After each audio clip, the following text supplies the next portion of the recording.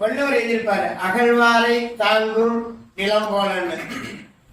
இவர் அத உள்டா பண்ணி எழுதுறாரு, அகழ்வாரை தாங்கும் நிலமல்ல இது அப்படின்னு. அதுக்கு அடுத்தவர் ஏற்ப சொல்றார். பெரும்பாலுமே எல்லோருமே பாராட்டுக்கு மயங்குகிறார்கள். ஏதாவது பதவியை, பட்டத்தை, விருதை பெறுவதற்கு துதி பாடுவது, ஆராதனை செய்வதுங்கிறது ஒரு வழக்கமா இருந்துட்டு இருக்கு. கம்பன் விழாவில் கூட ஒருத்தர் பேசினார். அந்த விழாவுக்கு சிறப்பு அழைப்பாளர் அமைச்சர் வந்திருந்தாரு. இந்த பேச்சாளர் கம்பனை விட்டுட்டு அந்த அமைச்சரையே பாராட்டிட்டு இருந்தார். அவர் கீழே இறந்து கேட்டாங்க, என்ன சார் இது கம்பனை பத்தி ஒன்றும் பேசாம அந்த அமைச்சரை பத்தி ரொம்ப பேசிட்டீங்களே. அது சரி, கம்பனை என் பையனுக்கு மெடிக்கல் சீட் வாங்கி தர போறாரு அப்படின்னு. அந்த மாதிரி விஷயம்லாம் அடிப்படையாக்கி ஒரு எழுதுறாரு.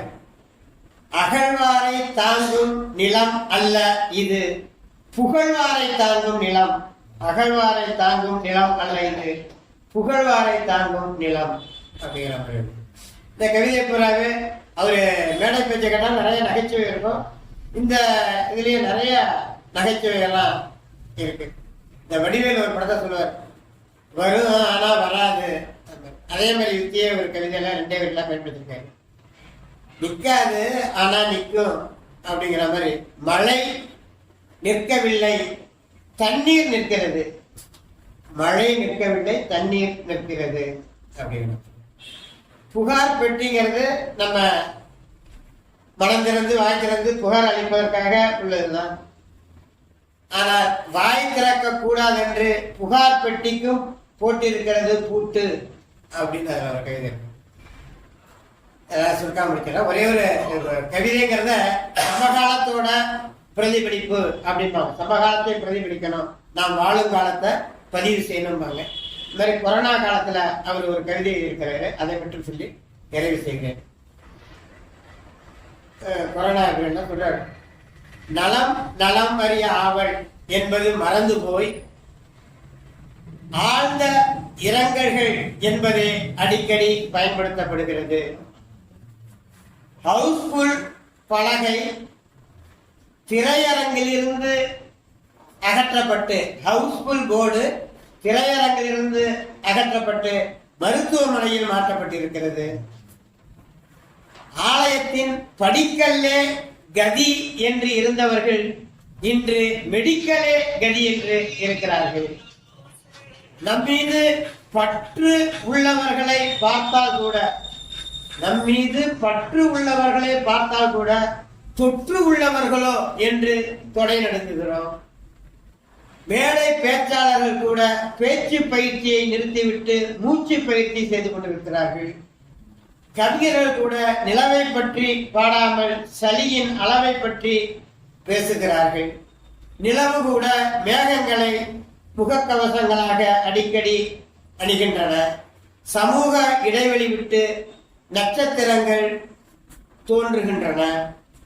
திருவிழாவில் குழந்தை தொலைவது போய், திருவிழாவில் குழந்தை தொலைவது போய் இன்று திருவிழாவே தொலைந்து போய்விட்டது. மரண புள்ளி விவரம் அதிகரிக்கிறது. ஆனால் இதில் ஆடு, கோழி, மீன்களின் கூடுதல் மரணங்கள் சேர்க்கப்படவில்லை. ஆனாலும் ஒரு ஆறுதல், செவிலியர்களை பார்க்கும்போது இன்னும் இருக்கின்றார்கள் 1000 தெரசா, இன்னும் இருக்கின்றார் 1000 தெரசா, இதய நிலம் ஆகவில்லை இன்னும் தரிசா. நன்றி. அனைவருக்கும் மாலை வணக்கம். ரொம்ப நாளாச்சு ஆக்சுவலா முன்னாடி வந்து பேசி, என்ன வாய்ப்பு இல்லை. அப்ப நானும் கொஞ்சம் வேலை பொழுதுல சரியா கவிதை எழுதுறது இல்லை, எதுவுமே படிக்கிறது இல்லை. இன்னைக்கு நான் வந்து என்ன சொல்ல நினைக்கிறேன்னா, இப்ப 2 நாளைக்கு முன்னாடி வந்து பத்மஸ்ரீ அவார்டு எல்லாம் கொடுத்திருந்தாங்க இந்தியா அரசாங்கத்தால. அதுல தஞ்சை மாவட்டத்தில இருந்து பேராசிரியர் புண்ணியமூர்த்தி ஐயா அவர்கள் வந்து தேர்வு செய்யப்பட்டிருந்தாரு. அவரை பத்தி ஒரு சுருக்கமான ஒரு அறிமுகத்தை நம்ம அந்த நம்மளுடைய இலக்கிய வாசகர்களுக்கு கொடுக்கணும்னு நினைக்கிறேன். ஏன்னா நான் வந்து அவருடைய மாணவர் அப்படிங்கிறதுல எனக்கு பெருமையா சொல்லிக்கிறேன். சின்ன வயசுல நம்ம பார்த்திருக்கோம் இந்த மாதிரி பத்ம அவார்டு அப்படின்னா பாத்தீங்கன்னா டிடி தொலைக்காட்சியில காமிப்பாங்க. அது குடியரசுத் தலைவர் கையில வாங்குவாங்க. அது ஏதோ பெரிய ஒரு பெரிய விருது, அதெல்லாம் பெரியவங்க தான் வாங்க முடியும், நாம பார்க்க தான் முடியும் அப்படின்னு தான் நம்ம நினைச்சுக்கிட்டு இருந்தோம். ஆனா நம்மளுடைய இந்த இதுல என்னுடைய இந்த வயசுல வந்து நம்ம கூட நமக்கு பாடம் சொல்லி கொடுத்த ஒரு பேராசிரியர் நம்ம கூட வந்து அடிக்கடி இந்த தஞ்சாவூர் மாவட்டத்தில் இன்னமும் கூட அவருடைய வீட்டுக்கு அந்த அரவிந்த் தேட்டருக்கு பக்கத்துல தான் இருக்குது, அந்த ஆர்எம்எஸ் காலனிக்கு பக்கத்துல அவரோட வீடு. அடிக்கடி போயிட்டு வருவேன். அவரோட பல பண்ணைகளுக்கு வந்து ஆலோசனை சொல்றதுக்கும் போயிட்டு வருவார். அடிக்கடி நம்ம கூப்பிட்டு பேசுவாரு, அவருடைய கருத்து ஏதாவது புதுசா படிச்சிருந்தாருன்னா. சோ அந்த மாதிரி நமக்கு ரொம்ப நெருங்கிய ஒருத்தர் இருக்காரு. அவருக்கு ஒரு பத்மா அவார்டு கிடைச்ச உடனே தான் நமக்கு தெரியுது அது ரொம்ப அது இன்னைக்கு எல்லாத்தையும் அது வந்து ஒரு ஈர்க்கக்கூடியதாகவும் அதே மாதிரி எல்லாத்துக்கும் ஒரு உந்து சக்தியாகவும் இருக்குது எங்களுக்கு. முக்கியமா கால்நடைத்துறை பேராசிரியர்ல முதல்ல தமிழ்நாட்டில இருந்து வாங்கக்கூடிய பேராசிரியர் அப்படிங்கிறதுனால ரொம்ப மகிழ்ச்சியா இருக்கு. இது வந்து ஒரு விதை போட்டதுனால மேற்கொண்டு அடுத்தடுத்த பேராசிரியர்கள் என்ன நாள் உழைக்கிறதுக்கு ஒரு வாய்ப்பா இருக்குது. அவர் எதுக்காக கொடுத்திருக்காங்க அப்படின்னா வந்து கொஞ்ச நாளுக்கு முன்னாடி ஆங்கில மருத்துவ வரதுக்கு முன்னாடி பாத்தீங்கன்னா கிராமங்கள்ல மசாலா உருண்டை ரெடி பண்ணுவாங்க மாடுகளுக்கு. அது இன்னும் கூட சில பெரியவங்க வந்து இருக்காங்க. ஒரு கிட்டத்தட்ட 30 வகையான மூலிகைகளை வந்து எடுத்துட்டு வந்து அரைச்சி அதுல சில பொருட்கள் நம்ம வீட்டு உபயோகப்படுத்தக்கூடிய பொருட்கள் எல்லாத்தையும் சேர்த்து மசாலா உருண்டைன்னு சொல்லிட்டு ஒரு 6 மாசத்துக்கு ஒரு முறை 3 மாசத்துக்கு ஒரு முறை வந்து காளை மாடுகளுக்கு கொடுப்பாங்க. இப்ப என்னைக்கு நம்ம கலப்பு மாடுக்கு வந்து என்னைக்கு பசுமாடு வந்ததோ அது பால் வணிகம் பெருத்ததுக்கு அப்புறம் டாக்டரும் அதிகமா பெருத்துட்டாங்க, பராமரிச்சுட்டாங்க. இந்த மருத்துவம் இந்த மரபுசார் மூலிகை மருத்துவம் வந்து படிப்படியா கொஞ்சம் அழிவு போயிட்டு இருக்குது. நம்மளுடைய குடிமூர்த்தி ஐயா அவர்கள் வந்து 2001 தான் இந்த ஆராய்ச்சியில வந்து எடுக்கிறாரு. இந்த மரபுசார் மூலிகை மருத்துவம் தெரிஞ்சவங்க கொஞ்சம் கொஞ்சமா அந்த தலைமுறையை விட்டு போயிட்டு இருக்காங்க. அடுத்த தலைமுறைக்கு அந்த செய்தி கடத்தப்படல. இவங்களுக்கு இந்த மக்கள் இருக்கக்கூடிய மருத்துவத்தை எப்படியாவது இந்த முதன்மையான மருத்துவம் ஆங்கில மருத்துவத்தோடு சேர்த்து இதையும் கொடுக்கணும். இது ஒரு மாற்று மருத்துவ சிகிச்சைகள் இருக்கணும். எப்படி மனிதர்களுக்கு சித்தா இருக்கோ அது போல வந்து மாடுகளுக்கு அந்த இது இருக்கணும்னு நினைச்சுக்கிட்டு அப்ப வந்து மசாலா உருண்டை பத்தி பேசுறாரு. அப்ப நாமக்கல் இருந்தாரு பேராசிரியர். அப்ப எல்லா பேராசிரியர்களுமே வந்து ரொம்ப சிரிக்க ஆரம்பிச்சுட்டாங்க. இந்த காலத்துல போய் இப்படி திரும்பி பழசு நோக்கி நீங்க போறீங்க, இன்னும் சோத்து கத்தால சுண்ணாம்பு இதை பத்தி நீங்க பேசிட்டு இருக்கீங்க, மஞ்சளை பத்தி பேசிட்டு இருக்கீங்க, இதெல்லாம் இது எந்த காலத்துல நீங்க இருக்கீங்க அப்படின்னு சொல்லிட்டு அவரு ரொம்ப ஒரு சாதாரணமா தான் அதை பார்த்தாங்க. அவர் வந்து கிளாஸ் எடுக்கும்போது நார்மலா எடுக்கக்கூடிய எடுக்காம இதை பத்தி தான் எடுத்துட்டு இருப்பாரு. என்ன இவரு நவீன மருத்துவத்தை சொல்லாம இவர் வந்து இதை சொல்லிட்டு இருக்காரு அப்படின்னு. எப்ப பார்த்தாலும் தோணுனா பேக் போட்டு தாடி வச்சுட்டு இருப்பாரு. அதிகமான அந்த சித்தர்களுடைய தொடர்போடு இருப்பாரு. அங்க இருக்கக்கூடிய மருத்துவத்தை எடுத்து வந்து சொல்லுவாரு. இது எல்லாம் பார்த்துட்டு அவருக்கு அங்க இருக்கிறது பிடிக்கல, அந்த கல்லூரியில இருக்கிறது பிடிக்காம நான் தஞ்சாவூருக்கே வந்துடுறேன், தஞ்சாவூர்ல ஒரு பயிற்சி மையம் நான் வந்து ஆரம்பிக்கிறேன், அதுக்கு அது வந்து மரபுசார் மூலிகை மருத்துவத்தை மையப்படுத்தி பண்றேன்னு சொல்லி ஒரு ஆராய்ச்சி திட்டத்தை எழுதி 13 கோடி ரூபாய்க்கு வந்து நம்மளோட தமிழ்நாடு அரசாங்கம் வந்து அதுக்கு வந்து ஒப்புதல் கொடுத்தாங்க. சோ இருக்கிறதுல என்னோட பல்கலைக்கழகத்துல அதிகமான நிதி உதவி அந்த ஒரு திட்டத்துக்கு 13 கோடி ரூபாய் வாங்கினது வந்து ஐயா மட்டும்தான். சோ அது வந்து மரபுசார் மூலிகை மருத்துவத்தை அது ஏதோ ஒரு வகையில் அங்க இருக்கக்கூடிய பேரறிஞர்களும் கண்டுகொண்டாங்க இது தேவை. சோ அதுக்கப்புறம் தான் இந்த தஞ்சாவூர்ல இருக்கிற இந்த கலெக்டர் ஆபீஸுக்கும் ஆப்போசிட்ல இருக்கக்கூடிய இந்த பயிற்சி மையம் வந்து ஏற்படுத்தினாங்க. அது முதல் பேராசிரியர் வந்து 2017 வரையும் அவர் தான் இருந்தார், ரிட்டையர் ஆயிட்டார் 17ல. அதுக்கப்புறம் பலர் வந்தாங்க போனாங்க. ஐயாவுக்கு அப்புறம் அதிக நாள் அங்க யாருமே இல்லை. நான் கடைசியா அதுல போன 5 வருஷம் நான் தான் அதுக்கு ஐயாவுக்கு அப்புறம் அந்த அவங்க உட்கார்ந்து இருக்கிறேன். எனக்கு ரொம்ப பெருமையா இருக்கும். எனக்கு பிடிக்காத ஏரியாவில் வந்துட்டு இப்படி போட்டாங்களே நினைச்சேன். ஒரு 3 மாசத்துல போன உடனே அங்க இருக்கக்கூடிய சூழல், அங்க இருக்கக்கூடிய மக்களோட சந்திப்பு பிளஸ் ஐயாவுடைய இது எல்லாமே வந்து சேர்ந்து நம்மளை வந்து ஆட்கொண்டுச்சு. ஸோ அதுக்கப்புறம் தொடர்ச்சி 5 வருஷம் அங்க படி புரிஞ்சு 5 வருஷமும் ஐயா ஒவ்வொரு சிறப்பு வகுப்பு கூப்பிட்டு கிளாஸ் எடுக்க சொல்லுவோம். அந்த மாதிரி தான் இருந்தது. அது என்ன ஒரு வருத்தத்தக்க விஷயம், இப்ப அவருக்கு பத்மஸ்ரீ அவார்டு கிடைச்சிருக்கு. இந்த ஆண்டு தான் அந்த பயிற்சி மையத்தை மூடிட்டாங்க. இது ரொம்ப ரொம்ப வருத்தம். அன்னைக்கு என்னோட வாட்ஸ்அப் குரூப்ல போட மட்டும்தான் பல்கலைக்கழக குழுவில் வந்து நம்ம ஒரு ஆள் தான் பேச முடியும். ஆனா அது வந்து மூடிட்டாங்க. மூடிட்டு இப்ப என்ன பண்றாங்கன்னா, இப்ப இங்க என்ன நாங்க சேவைகள் கொடுத்துருக்கோமோ அதே சேவைகளை கல்லூரி ஒருத்தநாடு கால்நடை மருத்துவக் கல்லூரியில கொடுக்கறதுக்கு பண்றாங்க. அது சில நிதி மேலாண்மை காரணமா ஏதோ ஒரு காரணம் சொன்னாங்க. பல்கலைக்கழகம் அதை நாம முடிவு பண்றது இல்லை, சொல்றது நம்ம செய்ய வேண்டியது இருக்கு. பட் இதுதான் நடக்குது. இந்த இதுல ஒருத்தர் பத்மஸ்ரீ அவார்டு கொடுத்திருக்கோம், அதே எல்லாம் அவர் ஏற்படுத்தினது அது இல்லாம போயிடுது. அவங்க பேர் இருக்குது. ஆனாலும் கூட ஐயாவுடைய திறமைகள் எப்படி முழுசா வெளியிருக்குன்னா, அவருடைய ஓய்வுக்கு பின்னாடி இவருடைய மருத்துவத்தை தமிழ்நாடு அங்கீகரிச்சதே இல்லையோ, இவருடைய மருத்துவத்தை வட மாநிலங்கள் வந்து அங்கீகரிச்சதுங்கிறதா மறுக்க முடியாத உண்மை. முக்கியமா national dairy development board NDDB சொல்லக்கூடிய பால் மேம்பாட்டு அந்த வாரியம் தான் வந்து அகில இந்திய அளவில் இருக்கக்கூடியது. அவங்க வந்து இவருடைய மருத்துவத்தை புரிஞ்சுக்கிட்டு என்ன காரணம், நம்ம பால் குடிக்கிறது ஒரு பிரச்சனை என்னன்னா, எல்லா பால்லையுமே வந்து ஆன்டிபயோட்டிக் எச்சங்கள் இருக்கு. ஏன்னா மருத்துவம் மாடுகளுக்கு கொடுக்குறோம். மருத்துவத்தோட எச்சம் வந்து அந்த பால் மூலியமா தான் வருது. அந்த பால் நம்ம என்னதான் பதப்படுத்தி இல்ல குடிச்சாலும் அது அவ்வளவா சுவையா இருக்க மாட்டேங்குது. நாட்டு மாட்டு பால் மாதிரி அந்த ஆன்டிபயோட்டிக் போடாத பால் மாதிரி இல்லை. சோ இதை எப்படி கம்மி பண்றதுக்கு மாற்று மருத்துவத்துக்கு உலகமெல்லாம் அலைஞ்சிட்டு இருக்காங்க. அதுக்கு வந்து மூலிகை மருத்துவம் வந்து ஒரு சிறந்த ஒரு உதாரணமா இருந்தது. இதை கொடுக்கும் பட்சத்துல அதனுடைய எச்சம் எதுவுமே இல்ல. நம்ம ஆன்டிபயோட்டிக்கோட செலவை கம்மி பண்ணலாம். என்ன காரணம், பால்ல ஆன்டிபயோட்டிக் இருக்கிறது ஒண்ணு. அந்த பால்ல இருக்கிற ஆன்டிபயோட்டிக் நாம குடிச்சு நமக்கு உடம்பு சரியாம ஆஸ்பத்திரிக்கு போகும்போது நமக்கு எதாவது வேற ஒரு நோய் காரணமா இது சர்ஜரி பண்ண வேண்டியது இருக்குன்னா அப்ப டாக்டர் மருந்து கொடுக்குற ஆன்டிபயோட்டிக் அது கேட்க மாட்டேங்குது. ஆன்டிபயோட்டிக் ரெசிஸ்டன்ஸ் சொல்லிட்டு நோய் எதிர்ப்பு சக்தி, அந்த ஆன்டிபயோட்டிக் மருந்துக்கு எதிர்ப்பு சக்தி வந்துருக்கு. ஸோ அது எல்லாத்துக்கும் மூல காரணம் என்னன்னா அந்த பால்னு கண்டுபிடிச்சாங்க.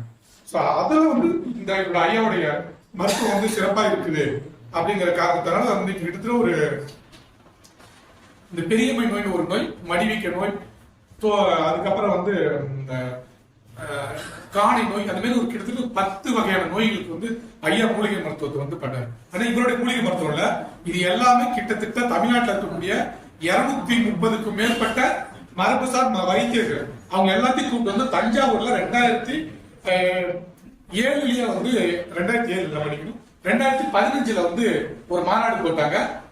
ஒவ்வொருத்தரும் தெரிஞ்ச வைத்திய எல்லாத்தையும் குறிப்பெடுத்துக்கிட்டு அது புத்தகமா போட்டு இன்னைக்கு இளநிலை கால்நடை மருத்துவர்கள் படிக்கக்கூடிய படிப்பிலே சேர்த்துட்டாங்க. சோ அதான் ஐயா செய்த மிகப்பெரிய சாதனைன்னா இன்னைக்கு நவீன மருத்துவம் படிக்கிறவங்க இந்த மரபுசார் மூலிகை மருத்துவத்தையும் ஒரு பாடமா படிக்கிறாங்க இன்னைக்கு. அதனால இனி வந்து நம்மளுடைய முன்னோர்களுடைய மருத்துவம் வந்து எங்கேயும் காணாம போகல, அது புத்தகத்தை அச்சுட்டு அடுத்தடுத்த தலைமுறைக்கு கடத்தப்பட்டுக்கிட்டே இருக்குது. அதை பயன்படுத்த போறாங்க. பயன்படுத்த போறதுனால ஆன்டிபயோட்டிக் வராம இருக்குது, அந்த பால் வராம இருக்குது. அதனால மக்கள் ஆரோக்கியம் இருக்கு. அதனால ஐயா வந்து ஒரு ரோடு முக போடு புள்ளி தனி புள்ளியா போட்டாங்க. யாரெல்லாம் இன்னைக்கு வந்து அவரை பார்த்து அன்னைக்கு எப்படி ரொம்ப சாதாரணமா நினைச்சாங்களோ இன்னைக்கு அவங்க எல்லாமே வீட்டை நோக்கி படையெடுத்து அவர் போய் வாழ்த்திட்டு இருக்காங்க. என்ன சொல்றாங்கன்னா அந்த விஞ்ஞானத்துல வந்து ஒரு எல்லாருமே யோசிக்கிற மாதிரி யோசிக்காம ஒரு தனியா ஒருத்தர் யோசிச்சாருன்னா அது கடுமையான பணி இருந்தா கூட ஒரு காலத்துல வெற்றியா வந்ததுன்னா அந்த அறிவியல் வந்து ஏற்றுக்குது. அதனால வந்து இந்த சமூகவியல்ல அரசியல் வேணா மெஜாரிட்டி வந்து முக்கியமா இருக்கலாம். ஆனா அறிவியல் உலகத்துல வந்து மெஜாரிட்டிக்கு வேலையே கிடையாது. இப்ப ரீசெண்டா ஒரு பெண்குயின் மட்டும் எல்லா பெண்குயினும் இப்படி போயிட்டு இருக்கும்போது ஒரு பெண்குயின் மட்டும் தனியா போச்சு. அது உயிர் இருந்திருக்கலாம், அது எப்படி வேணாலும் போயிருக்கலாம். ஆனா அந்த பெண்குயின் சொன்ன பாடம் என்ன அப்படின்னா இந்த ஐயா பண்ற கதைகள் தான். ஒருத்தர் தனியா ஒருத்தர் தனித்துவத்தோட ஒருத்தர் போனாருன்னா அதுக்கான வெற்றி, அதுக்கான அவருடைய பங்களிப்பே வந்து வேற மாதிரி இருக்கும் அப்படிங்கிறத. அந்த வகையில வந்து சரியான ஒரு நம்ம தஞ்சாவூர் மாவட்டத்துல இருந்து ஒரு புண்ணியமூர்த்தி ஐயா வந்து சரியான முறையில் அடையாளங்களை விட்டு பண்ணிருக்காரு. அது அவருக்கு இன்னமும் நல்ல ஊக்கத்தை கொடுக்கும். அது இன்னும் அவருடைய நம்மளுடைய மருத்துவம் வந்து சேரும் அப்படிங்கறது சொல்லி மாறுபட்டு சிந்தனை. வாழ்க்கை நன்றி வேணும்.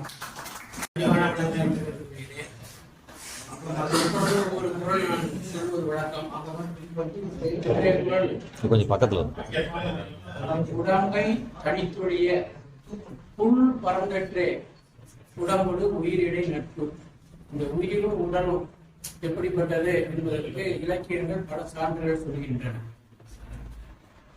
உடம்போடு உயிரிடை என்ன, மற்ற அண்ணா மடந்தையோடு எவ்விடை நட்பு. இது காமத்து பாடல வள்ளுவர் சொல்ல முடியாது. உடம்பு உயிர் இருக்குது. தலைவன் தலைவியையும் உயிர்னு சொல்றான், தலைவி தலைவனையும் உயிர் சொல்றான். 2 பேரும் ஒருத்தர் உயிரும் சொல்ல முடியாது. இதை கொண்டுட்டு வந்த தொல்காப்பியர் என்ன செய்யறாரு, உயிர் எழுத்து மெய் எழுத்துக்கு உணர்கிறார். மெய் எப்பொழுதும் தடித்து இயங்காது, உயிர் இருந்தாதான் இயங்கும். அந்த உயிரோட சேர்ந்து இந்த உயிரை ரெண்டு மெய் பக்கத்துல வரும். ஆனா 2 உயிர் பக்கத்துல வராது. அது மொழியியல் படித்தவர்களுக்கு நன்றாக தெரியும். ஏன்னா நான் மொழியியல் படிக்கல, என்னுடைய நண்பர்கள் சொல்லி கொடுத்தாரு. அப்படி மணி கூட்டல் அழகுன்னு நினைச்சுங்க, மணி அழகு அப்படின்னு வரும். இந்த யாங்கிறது உடம்படுமை. இந்த மணியில உள்ள இதரமும் அழகுல உள்ள ஆணாங்கிற எழுத்தும் 2 ஒண்ணு சேராது. 2 உயிர் ஒண்ணு சேராது. அது ஒண்ணு சேர்க்கறதுக்காக வரக்கூடியதுதான் இந்த உடம்பு மெய். இந்த மெய்யெழுத்தை போட்டு அந்த உயிரெழுத்தோட சேர்த்து உயிர் மெய்யாக அது வரும். 2 உயிர் சேர்ந்தது மாதிரி இருக்காது. சுருக்கமாக நான் சொல்றேன். அடுத்தது தாஜ்மலையா ஒரு சொன்னாங்க, அகழ்வாரை தாங்கும் நிலம் கூட தன்மை இகழ்வார் பொருத்தல் தலை. அகழ்வார் இகழ்வார் அப்படிங்கிறது வினையாளனையும் பெயர் இருக்கு. அதுல என்ன நுணுக்கம் அப்படின்னு கேட்டீங்கன்னா, இரண்டாம் வேற்றுமை உருவில் ஒற்று மிகாது அப்படின்னு ஒரு விதி. அந்த குறள்ல இரண்டாம் வேற்றுமை தொகை அகழ்வாரை தாங்கும் இளம்புட, அது விரி. இரண்டாம் வேற்றுமை விரி. அகழ்வாரை தாங்கும் இளம்புட தம்மை இகழ்வார் கொடுத்தல், இகழ்வாரை கொடுத்தல் அப்படிங்கிற இகழ்வார் கொடுத்தல் இப்போ கொண்டு எழுதியிருப்பாரு திருவள்ளுவர். பல இடங்கள்ல நான் வந்து இது எப்படி இரண்டாம் வேற்றுமை தொகையில வந்து இப்போ வந்துச்சு அப்படின்னு பல வகையில நான் சிந்திச்சு பார்த்தேன். எனக்கு கிடைக்கல. கடைசியா ஒரு நண்பர்கிட்ட கேட்கும்போது சொன்னாரு, பரிமளர் உரைக்கு வைமுகோ எழுதும் பொழுது அதை எழுதிட்டு பாருங்க அப்படின்னு சொன்னாங்க. அப்ப பார்க்கும்போது உயர்திணையில் மட்டும் மிகவும் இருக்குது. உயர்திணையில் இரண்டாம் வேற்றுமை தொகையில் எவ்வளவு நுட்பமா அந்த திருக்குறள் இருக்குங்கிறது சொல்ல வரும். நேரம் எவ்வளவு நுட்பமா திருக்குறள் எழுதியிருக்கிறார். அந்த இரண்டாம் வேற்றுமை தொகையில் அது உயர்திணையாக இருந்தால் மிகும், அகிரிணையாக இருந்தால் மிகாது. நன்றி, வணக்கம். இன்றைய தினம் நமக்கு ஒரு சிறப்பு விருந்தினரை அறிமுகப்படுத்திய பேராசிரியர் ராஜமாணிக்கம் அவர்களுக்கு நாம் எல்லோரும் நன்றி சொல்ல கடமைப்பட்டிருக்கிறோம். காரணம், அவருடைய ஆய்வு தலைப்பை கேட்டவுடனே ரொம்பவும் ஆச்சரியமாக இருந்தது. எவ்வளவு தேவாரத்துல நிறைய ஆய்வு செஞ்சிருக்கிறாங்க, நிறைய நம்ம கேள்விப்பட்டிருக்கோம், படிச்சிருக்கோம். ஆனால் அவர்கள் செய்யக்கூடிய ஆய்வு தலைப்பு ரொம்பவும் நுணுக்கமாக ஒரு ஆய்வு தலைப்பு. அப்படிப்பட்ட ஒரு தலைப்பிலே அவர்கள் ஆய்வு செய்திருக்கிறார்கள் என்றால் நிச்சயமாக நுண்மான் நுழைவுடன் தான் என்பது நமக்கு எல்லாம் நன்றாக தெரியும். ஒன்று, இன்றைய தினம் ஒரே ஒரு செய்தியை மட்டும் நான் சொல்லி விடைபெறுகிறேன். எப்படி பத்மஸ்ரீ விருது பெற்ற புண்ணியமூர்த்தி ஐயா அவரை பற்றி பெருமையாக சொன்னார்கள். ஒரு மகிழ்ச்சியான செய்தி. ஆனால் ஒரு சின்ன ஒரு பிரிவு செய்தி. தமிழ் இலக்கிய உலகத்திற்கு ஒரு 2 நாட்களுக்கு முன்பாக ஒரு பெரிய பேர் இழப்பு ஏற்பட்டது. டாக்டர் தே ஞானசுந்தரம் என்ற ஒரு மாபெரும் அறிஞர், மும்மொழி பறவையுடைய அறிஞர் நம்மிடையே இருந்து மறைந்து விட்டார். என்ன சொல்ல போனால், அவர் வந்து ஒரு தமிழறிஞர் என்றே சொல்ல முடியாது. தமிழிலே எவ்வளவு பறவை உண்டோ அந்த அளவுக்கு ஆங்கிலத்திலே எவ்வளவு பறவை உண்டோ அதில் சமஸ்கிருதத்திலும் பறவையுடையவர். சமஸ்கிருதத்தை முறையாக கற்று வால்மீகி ராமாயணத்தை மூலத்திலேயே முழுக்கவும் படித்தவர். கம்பராமாயணத்தையும் வால்மீகி ராமாயணத்தையும் ஒப்பிட்டு நூல்கள் எழுதியவர். கடைசியாக அவர் வந்து பச்சையப்பன் கல்லூரியிலே ரொம்ப ஆண்டுகள் பணிபுரிந்தார். முதல்வராக இருந்தார். செம்மொழி தமிழாய்வு மையத்திலே துணைத் தலைவராக இருந்தார். புதுவை பல்கலைக்கழகத்திலே கம்பன் இருக்கையிலே தலைவராக இருந்தார். அப்பொழுது ஒரு நூல் எழுதினார், கம்பன் புதிய வெளிச்சம் என்று. அதிலே கம்பராமாயண போர் எத்தனை நாள் நடந்தது, எப்போது நடந்தது, எப்போது முடிந்தது என்பதையெல்லாம் போர்களுடைய கணக்கை வைத்து மிகவும் அற்புதமான ஒரு ஆய்வு நூல் அது. அப்படிப்பட்ட ஒரு நூலை அவர்கள் எழுதினார்கள். ரொம்பவும் அடக்கமானவர். எதையுமே அவர் வந்து ரொம்ப அரட்டி கொண்டதில்லை. கம்பன் ஏதாவது சந்தேகம் இருந்தால் இஸ்மாயில் போன்ற பெரிய அறிஞர்கள் கூட அவரிடம் தான் வந்து அதை கேட்பார்கள். தன்னுடைய ஆய்வு தலைப்பு வைணவ உறைபடம் என்று எழுதினார். அவர் சைவராக இருந்தால் கூட வைணவ உறைபடம் என்ற தலைப்பிலே தான் அவர் PhD ஆய்வு எடுத்தார். ஆனால் வைணவர்கள், அந்த காலத்தில் இருந்த வைணவ அறிஞர்கள் அத்தனை பேரிடம் தன்னுடைய ஆய்வு கட்டுரையை கொடுத்து அதை சரிபார்த்து கொடுங்கள் என்று கேட்டு எவ்வளவு ஒரு பணிவு பாருங்க. சரியாக இருக்கிறதா, ஏதாவது தவறாக சொல்லிவிடக்கூடாது என்பதுக்கு ரொம்பவும் கவனமாக இருந்தார். காஞ்சிபுரம் பிரதிவாதி பயங்கரம் அன்னங்கராச்சாரியர் என்று வைணவத்திலே ஒரு பெரிய வைணவ சிம்மம் அவர் படித்த கரைகண்டவர். அவரிடம் திருத்தி வாங்கினார். அவருடைய ஆய்வுக்கு வழிகாட்டியாக தேர்போவி இருந்தார். அவர் யாரெல்லாம் பாடம் கேட்டார் என்று கேட்டார் ஒரு மறைப்பாக இருக்கும். அண்ணாமலை பல்கலைக்கழகத்திலே வெள்ளைவாரனார், தேர்போமி, டாக்டர் மூவா, பவை துரசாமி பிள்ளை, நாமும் வேங்கடசாமி ஆண்டார் போன்ற பேர் அறிஞர்களிடம் அவர் பாடம் கேட்டவர். அப்படிப்பட்ட எப்போதுமே அவருக்கு ஒரு மாதத்துக்கு முன்னாடி தான் இலக்கிய மாமன் விருது கொடுத்தார்கள். அப்பொழுது கூட அந்த விருதை வாங்கி கொண்டு எனக்கு வந்து காரன் அழைக்கிறான், காடு பாபா என்கிறது, நாடு வீடு போக்கோ என்கிறது, இந்த நேரத்தில் எனக்கு இந்த விருது கொடுத்திருக்கிறார்கள் என்று ரொம்பவும் அது வந்து ரொம்ப ரொம்ப மகிழ்ச்சி இல்லை, ரொம்ப சாதாரணமாக எடுத்துக்கொள்றாங்க. அப்புறம் அப்படிதான் பேசுறாங்கன்னா, இப்படி சீரியஸா பேசுறது, நகைச்சுவா பேசுறதுன்னா ரொம்ப கெட்டிக்காரன். அவை நடராஜன் தலைமையில ஒரு 20 வருஷத்துக்கு ஒரு பட்டிமன்றம் வந்தது. திருமணங்கள் வந்து காதல் திருமணங்கள் வெற்றி பெறுகின்றனவா தோல்வி அடைகின்றனவா, அவர் தோல்வி அடைகின்றன என்ற தொழிலே பேசினார். அப்ப சொன்னார், நான் வந்து பச்சைப்பன் கல்லூரியில் வேலை பார்த்த பொழுது ஒரு மாணவன், எம்ஏ படித்த மாணவன் வந்து ஒரு பெண்ணை வந்து தீவிரமாக காதலித்து வந்தான். பிறகு அவன் படிப்பு முடிஞ்சு போய்விட்டது. ஒரு நாள் அவரை நான் வந்து ஒரு 2 வருடம் ஆண்டு கழிச்சு பஸ் ஸ்டாண்ட்ல பார்த்தேன். அப்ப கேட்ட, தம்பி உண்மையை ஒரு பெண்ணை காதலிச்சியே, என்னப்பா உங்களுக்கு திருமணம் ஆயிடுச்சா என்று. அவன் சொன்னான், ஐயா ஆயிடுச்சுங்க அப்படின்னா. என்னப்பா என்கிட்ட ஒரு வார்த்தை பத்திரிக்கை அனுப்பி, எங்க ஆயிடுச்சுன்னு. எனக்கு தஞ்சாவூர்லயும் அவளுக்கு வந்து கும்பகோணத்துலயும். எப்படி பாருங்க, அதாவது ரொம்ப சீரியஸா பேசிக்கொண்டே இருப்பவர் இப்படி பட்டிமன்றத்திலே ரொம்ப நாகரிகமான நகைச்சுவை அளித்தவர் அவருடைய இழப்பு நமக்கெல்லாம் தமிழ் இலக்கிய உலகிற்கு பேர் இழப்பு. அவருடைய ஆன்மா சாந்தி அடைய இறைவனை வேண்டி ஆகிறேன். வணக்கம். இனிய நாளை வணக்கம். இயற்கை தந்த சில இடையூறு காரணமாக கடந்த 3 வாரங்களாக என்னால் கலந்து கொள்ள இயலவில்லை.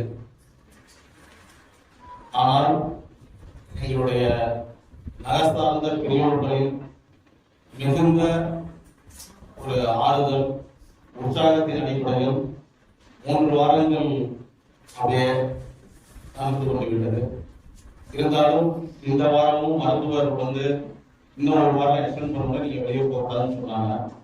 என்னுடைய 2 பேர் ஜாம்பவான் நகர்சார்ந்த இருவரும் உடம்பு முக்கியம், நான் இது வந்து எல்லாம் நான் பார்த்து கொடுக்கணும்னு சொன்னாங்க.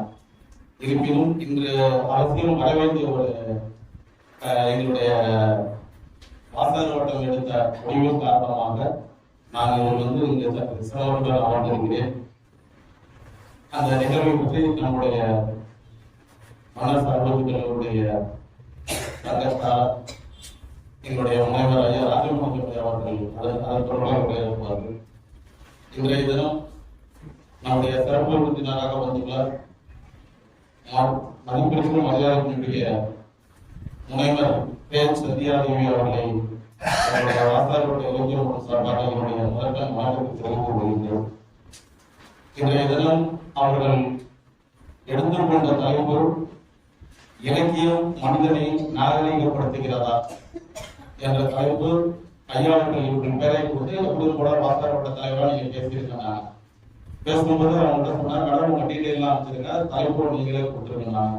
பொதுவா தலைப்பு கொடுக்கும்போது நானு அந்த விருதுல கட்டமான டிஸ்கஸ் கொண்டு தலைப்பு வைக்கிறதா, இதுல ஏதாச்சும் மாறுதல் செய்வோமா. ஆனா நீங்க தலைப்பு கொடுக்கலையே மாறுதல் கொடுக்கிற வேலைக்கே போகல. ஏன்னா முதலிலே பிடிச்சிருச்சு, இலக்கியம் மனிதனை நாகரிகப்படுத்துகிறதா. இதுல என்ன வந்துருச்சுன்னா, இலக்கியம் வந்துருச்சு, தற்கால நாகரிகம் வந்துருச்சு, மனிதர்கள் வந்துட்டா சரின்னு போட்டுட்டோம். ஆனா நான் எல்லாரையும் இன்வைட் பண்ணும்போது எல்லாரும் கேட்ட கேள்வி, இந்த தலைப்பு யார் செலக்ட் பண்ணது அப்படின்னா, இல்ல மேடம் தான் செலக்ட் பண்ணாங்க அப்படின்னாங்க. அவங்களுடைய உரையை இது பண்ணி நீங்க கேட்டிருக்கீங்களான்னு கேட்டாங்க. இல்ல இது முதல்ல அறிமுகம், நம்ம இது இலக்கிய வகுப்பு இதெல்லாம் முதல் தரப்படுறாங்க. அருமையான தலைப்பு, உரையை வந்து கேட்டுட்டு எப்படி இருந்துச்சு சொல்லுங்க அப்படின்னாங்க. அதாவது சில படத்துக்கு போகும்போது படம் எப்படி இருக்குன்னு தெரியாது, தலைப்பு நம்ம கவனத்தில் இழுத்து விடும், பின்னர் நம்ம படம் பார்ப்போம். ஆனா இந்த தலைப்புக்கு ஏற்ற சரியான ஒரு ஆளுமையை தான் ராஜமாணிக்கம் ஐயா நமக்கு அனுப்பியிருப்பார் என்ற நம்பிக்கை எனக்கு உள்ளது. என்னோட உடல்நிலை எவ்வாறு இருந்தாலும் இந்த தலைப்பை ஒட்டி அவர்களுடைய உரையை கேட்டுவிட்டு செல்ல வேண்டும் என்ற ஒரு ஆவலுடன் நான் இருந்து கேட்டுவிட்டு தான் செல்ல போறேன் உங்களுடன். இந்த 83 இலக்கிய அமர்வுகளுக்கு தொடர்ந்து சிறப்பித்துக் கொண்டிருக்கின்ற அனைத்து ஆளுமைகளுக்கும், எங்களுடைய நகர் சார்ந்த வாசகர் மன்றத்தினுடைய கௌரவத்தலைவர் ஐயா ராஜகோபால் ஐயா அவர்களுக்கும், எங்களுடைய செயல்வீரர் ஐயா வீரப்பன் ஐயா அவர்களுக்கும், தேவையன் ஐயா அவர்களுக்கும், எங்களுடைய நிரந்தர கௌரவ தலைவர் ஐயா ராஜகோபால் ஐயா அவர்களுக்கும், அனைத்து நட்பு ரீதியான மரியாதை திருத்தமான அனைத்து ஆளுமைகளுக்கும் என்னுடைய நன்றியை தெரிவித்துக் கொண்டு முனைவர் ஐயா இன்றைய நிகழ்வினுடைய சிறப்பினை விவரிப்பார். விளங்கக்கூடிய தமிழ் கூறும் நல்லுலகம் நம்முடைய திருப்பு முனை என்று சொல்வார்கள். தமிழ் இலக்கிய வரலாற்றிலே ஒரு பக்தி முனை என்பதுதான் திருப்பு முனை என்று சொல்வார்கள். உறங்கி கிடந்த தமிழ் சமுதாய மக்களை தமிழ் பாக்களால் தட்டி எழுப்பிய பெருமைக்குரிய நாவுக்கரசர் பெருமான் கூட 81 வயதுதான் வாழ்ந்தார். ஆனால் நாம் பெற்றிருக்கக்கூடிய கனகம்மாள் நகர் வாசல் வட்டத்துடைய கௌரவ தலைவர் 83 முடித்து 84 அறவையை 84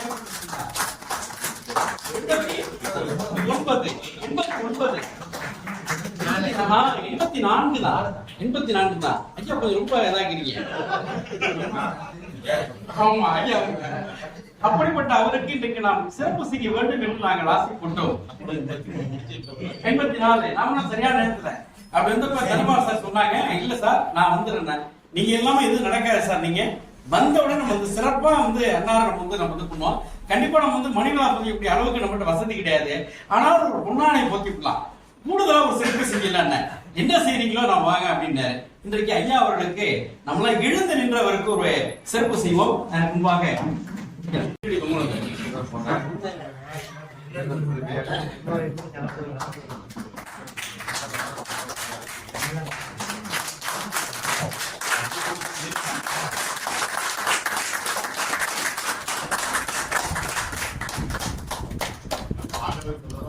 அடுத்ததாக வாசவட்டத்தின் சார்பாக நம்முடைய நரபாலகிருஷ்ணன் ஐயா அவர்கள் பொன்னாடை கொஞ்சம் நவுந்துங்க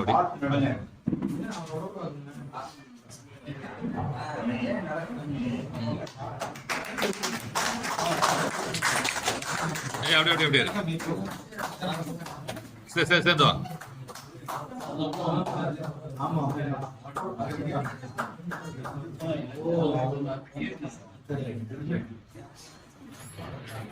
இலக்கியத்தை நேசிக்கும் இலக்கிய ஆர்வலர்களே, இந்த அவையில் அமர்ந்திருக்கும் அத்தனை அன்பு உள்ளங்களுக்கும் என்னுடைய முதற்கண் வணக்கத்தை தெரிவித்துக் கொள்கிறேன். ராஜமாணிக்கம் ஐயா எல்லாரையும் அறிமுகப்படுத்தும் பொழுது நான் ரொம்ப பெருமையாக நினைச்சேன். இத்தனை லெஜெண்ட்ஸ்க்கு முன்னாடி நான் பேசுறதே என்னுடைய பெரும் பாக்கியமாக கருதி என்னுடைய உரையை தொடங்குகிறேன். இலக்கியம் மனிதனை நாகரிகப்படுத்துகிறதா? அது மேலோட்டமா கேட்கும் பொழுது ரொம்ப சாதாரணமான ஒரு கேள்வியாக இருக்கலாம். ஆனால் இலக்கியம் மனிதனை நாகரிகப்படுத்துகிறதா என்பது ரொம்ப ஆழ்ந்து சிந்திக்க வேண்டிய ஒரு விஷயம். மனிதன் குகைகளில் வாழ்ந்த காலம் முதல் கண்ணாடி மாளிகையில் வாழுகின்ற இன்று வரை மனிதனை மாற்றியது எது? ஆயுதமா, அதிகாரமா, செல்வமா? அப்படின்னா சொல். ஒரு சொல் வடிவம் பெறுவதுதான் இலக்கியம். நாகரிகம் அப்படின்னு சொன்னா என்ன? நாகரிகம்னா என்ன? பெரிய கட்டிடங்கள்ல வாழ்றதும் அறிவியல் வளர்ச்சியுமா அப்படின்னா இல்ல. பிறரின் வலியை உணரும் மனம், மத்தவங்க மனதின் வலியை உணரக்கூடிய எண்ணம் தான் நாகரிகம். எல்லாருக்கும் மகாபாரதத்துல யார பிடிக்கும் அப்படின்னு சொன்னா ஒரு கதாபாத்திரம் சொல்லுவோம். எனக்கு யார பிடிக்கும்னா பீஷ்மரை ரொம்ப பிடிக்கும். அவருடைய தியாகம் என்ன ரொம்ப ஈர்த்தது. வானத்திலிருந்து 8 அஷ்டவஸ்துக்கள் வரும் பொழுது ஒரு முனிவரின் குடியில கோமாதா இருக்கிறத பார்த்து அந்த 8 அஷ்டவஸ்துக்களுடைய மனைவியும் அந்த கோமாதா மேல ஆசைப்படுறாங்க, அது வேணும்னு சொல்லிட்டு.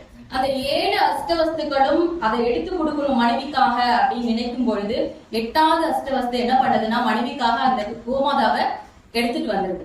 முனிவர் அதை பார்த்துட்டு சாபம் விடுறாரு. அது 8 பேருக்கும் சாபம் விடுறாரு. உலகத்துல பிறந்து கஷ்டப்படணும்னு எல்லா பாதத்துல விழுந்து அழறாங்க. அந்த முனிவர் பாதத்துல விழுந்து அந்த 7 பேருக்கும் என்ன சாப விமோசனம் அப்படின்னு சொன்னா, பிறந்ததும், அதாவது உன்னுடைய எண்ணம் வந்து அதை எடுத்து தரணும் அப்படிங்கிற எண்ணம் மட்டும் தோன்றியதால் நீ உலகத்தில் பிறந்ததும் என்ன செய்வா? போயிடுவ. ஆனா வந்து 8வது அஷ்டவஸ்து வந்து மனைவிக்காக திருடி கொடுத்ததுனால திருமணமே ஆகாமல் பூலோகத்துல கஷ்டப்படுவான் அப்படிங்கறத அந்த பீஷ்மர். தன்னோட சாந்தனு அப்படிங்கிற தந்தை வந்து கங்கை நதியை பார்த்து ஆசைப்படுறாங்க. கங்கா தேவியை பார்த்து ஆசைப்படும் பொழுது கங்கா தேவி ஒரு கோரிக்கை, என்ன திருமணம் செய்யணும் அப்படின்னு சொன்னா, குழந்தை பிறந்தா நான் கொண்டாந்து கங்கை ஆற்றுல விட்டுருவேன், ஏன் அப்படின்னு கேட்டேன்னா நான் உன்னை விட்டுட்டு போயிடுவேன் அப்படின்னு. சாந்தனு கொஞ்சம் யோசிக்கிறார். ரொம்ப அழகான ஒரு பெண் கங்கா தேவி. அந்த அழகில மயங்கி சரி ஓகே குழந்தைய வந்து கங்கை ஆற்றிலே விட்டுடலாம் அப்படின்னு சொல்றாரு. சரி 7 குழந்தை பிறந்து 7 குழந்தையும் ஆண் குழந்தை 7 குழந்தையும் கொண்டாந்து பிறந்ததும் கங்கை ஆற்றில கொண்டாந்து விட்டுறாங்க.